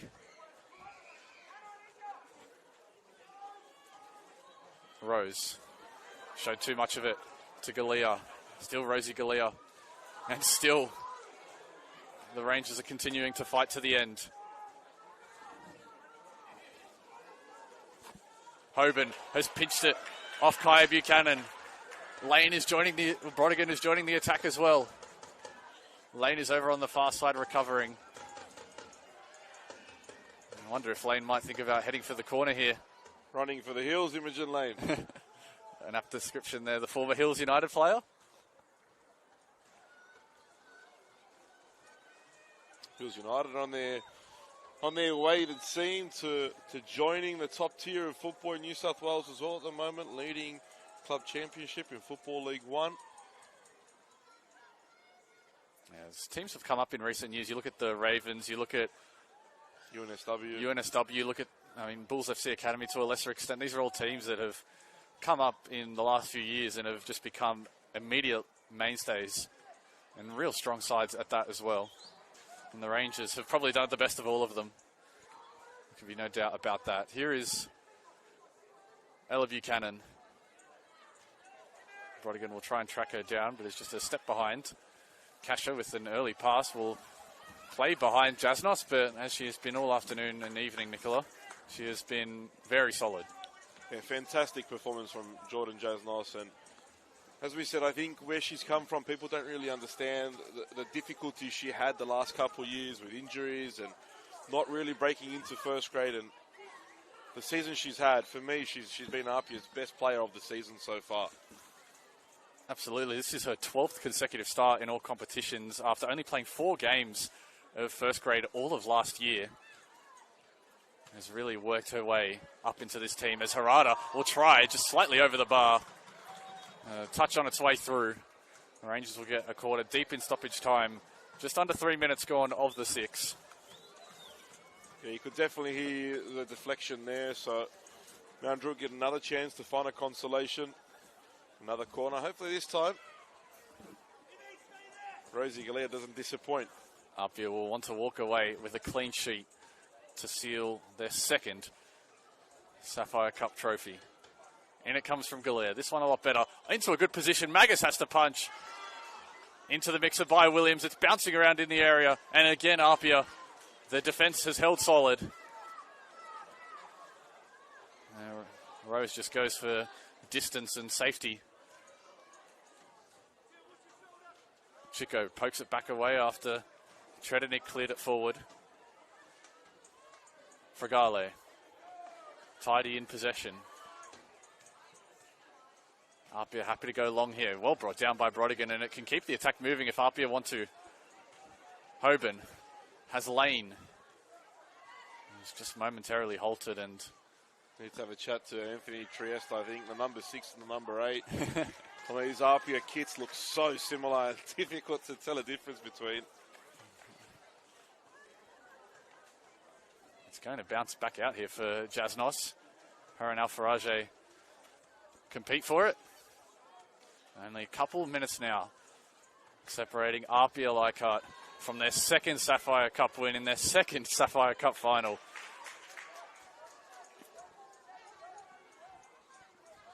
All that remains for them to add to their women's trophy cabinet, Nicola, is that elusive grand final win. Here is Rose. Have plenty of space on the far side with Imogen Lane out there. Now here is Hoban. That would really get the party started if APIA could add a fourth. And Brad Attard is screaming at his charges to the end. They want to make this a full and complete performance. Excellent work again there from Jasnos, just getting in front of the run of Alfarage. Kasha just sit down despite backpedaling. Whistle starting to flow from the APIA faithful away to our left. They know that it's near. They know that becoming the first side to win multiple Sapphire Cup finals, to continue their 100% record in the Sapphire Cup final as well, is not far away at all. And they've been truly deserving of it, Nicola. There can be no suggestion otherwise. No, they've been the clearly dominant team here this evening, and they deserve to lift the Sapphire Cup once that full-time whistle goes, which is only seconds away now, but a fine performance from Brad Attard's side. And for Brad Attard's side as well, I mean, to win a final as well after the grand final heartbreak, losing on penalties. And APIA Leichhardt have done it again. They reclaim their throne as the queens of the Sapphire Cup. The second time they'll lift the trophy in just its third installment. They have established that they are the team to beat in this competition. And chasing the finals as well. They'll be a threat in the NPL, no doubt. Congratulations to APIA Leichhardt, Brad Attard, Matteo Majorana, the whole staff there. They've deserved this. They led from the first half, from the first kick of the game. They were the dominant team. They've absolutely deserved to claim the Sapphire Cup, and they are now the team with the most Sapphire Cup trophies. It's only a young competition, but 2 trophies to the name of APIA Leichhardt as their fans stream onto the pitch to celebrate with the players. What an occasion this was, and this is an opportunity now for APIA to continue to grow and rise and push for more silverware, because there's still 2 more trophies on offer, and APIA will be hoping to get their hands on them. It's exciting, really, for them. I mean, a fantastic performance. We'll say goodbye to Nicola Posner now. He'll be presenting the trophy and the player of the match. You can tune into the stream to see who will win that, but a fantastic occasion all round. A great tournament, a great crowd, and APIA Leichhardt deserved winners. Credit goes to Mount Druitt. They've come such a long way to get here, and no doubt we'll be seeing plenty more of them as well. But for Football New South Wales and on behalf of Nicola Posner, I've been Will Constantinides. An absolute pleasure, and we'll see you back next year for the 4th instalment of the Sapphire Cup.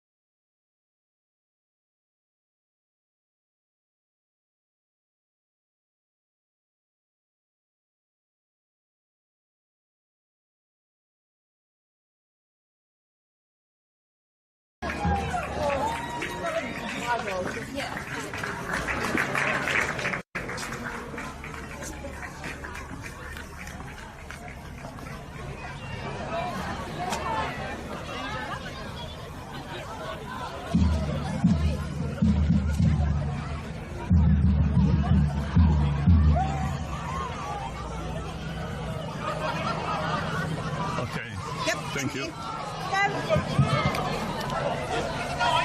If we can get both teams in position, please. We'll start with the presentation.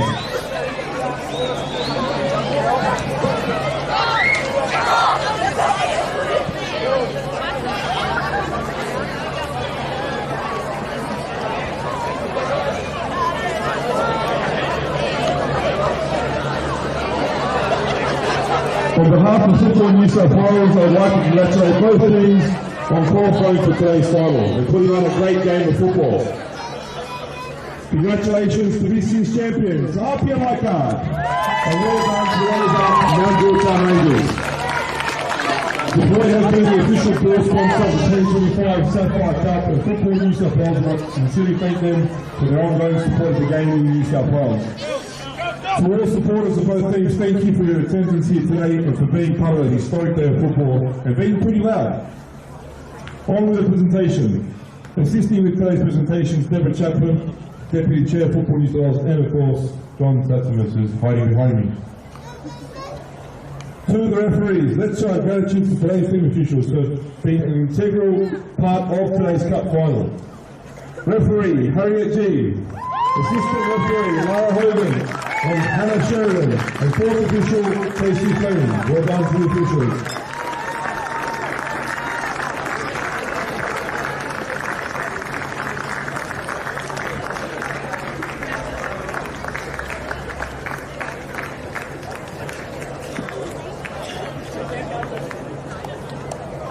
And now to the player of the match.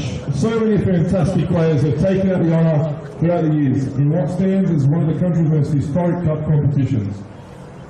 With the assistance of our very own Football New South Wales journalists, the winner of the 2025 player of the match is from APIA Leichhardt,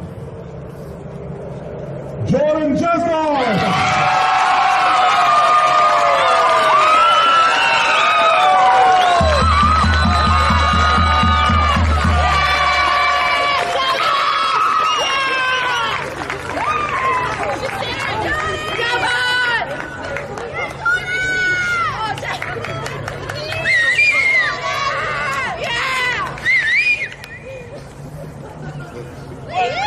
There you go.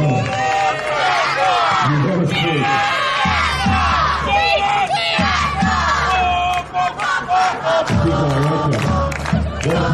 You didn't stop when you done that last game. You can't cry. You got to be strong here. You want to do it. You can't cry. Tell us, how important was this for the team? I think we've been putting a lot of work at training and stuff, and just a credit to the girls for putting a big performance in. And yeah, everyone that came out to support, we see you, we love you, thank you. Well done. Another round of applause for Jordan. She doesn't talk anymore. That's not Sapphire.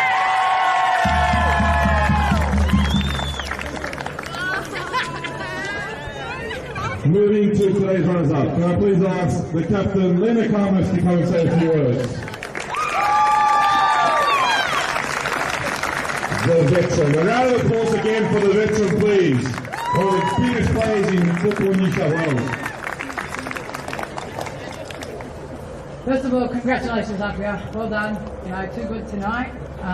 Football New South Wales, thanks for putting on the competition. The officials, thank you.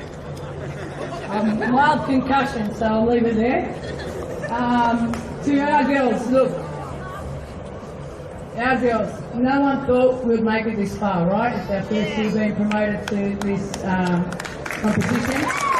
If you ask us if we'll make the final today, it's a massive achievement for us in the club. Thanks to our supporters, family, friends, and everyone that came out to watch today. And you know, well done, girls. We move on from here. It's hard to take, but we learn from it, yeah? And APIA, congratulations again. Well deserved. Thank you. Ron, Jaden, Claire, Keiko, Anna, Liv, Erin, Rosie, Adelaide, Ricky, Tasha, Kaya, Ella, Holly,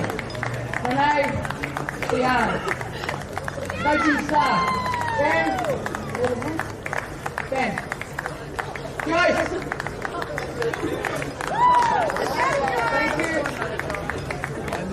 And of course, Lena Carlos. One more round of applause, please, for your runners-up of the 2025 Sapphire Cup, the Druitt Rangers.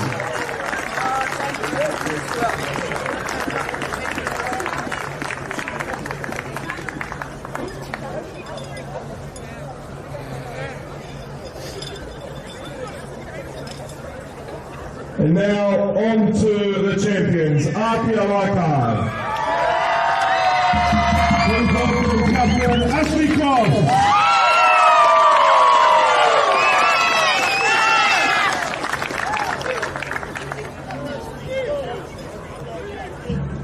Firstly, I want to thank Matt Druitt. It was a really, tough game. I think what you guys have done in the season so far is a credit to what you guys have built, from MPL2 to now. And yeah, you guys should be really proud of your effort and making it all the way to the final. I want to thank our sponsors, Turner Freeman. They've been a really big help to the club. Football New South Wales for putting on a really great event. It was great to see so many people, cameras, felt like we were in a movie or something, so yeah, it was really good. To all the people who came out tonight, it's bloody freezing and, we really appreciate it. We use you guys as our 12th man at times.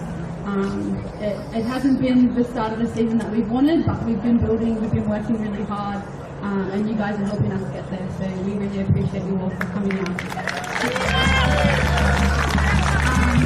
Lastly, to the girls, to Brad, Bushy, Josh, Francis, the whole crew, it takes a village to get to this point. I think almost every player in the senior space has played at least some minutes, so it really does take everyone to get to this point. And we'll enjoy tonight, we'll celebrate as a club, and then we'll focus back to the league where our job's not done yet. So we've still got work to do, but we'll enjoy today.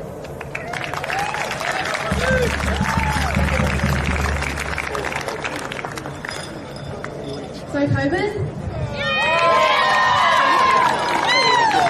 Chico, Hannah, Alyssa, Jess, Hill, Sophie, Tina, Paige, Amy, Ash, Jordy, Mona, Charlotte, Mia, Estelle, Brad, Bushy, Francis, Josh, Brett, and where's Annette? Annette as well.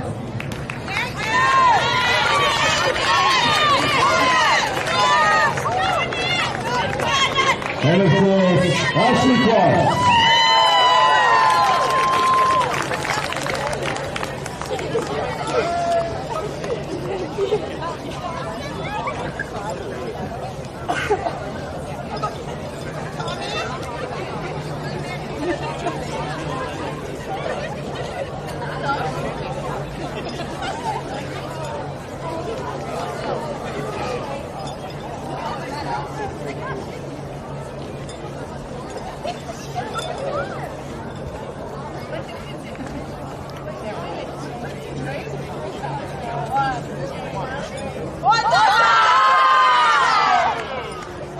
Ladies and gentlemen, please congratulate the 2025 Football New South Wales Sapphire Cup champions.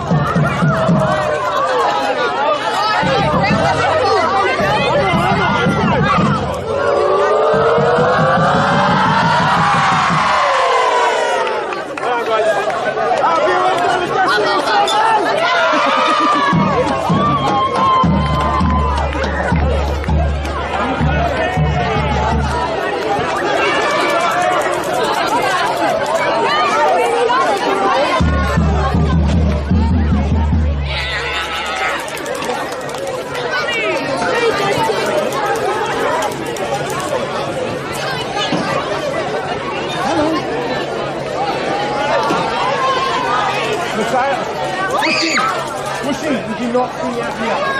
Absolutely not.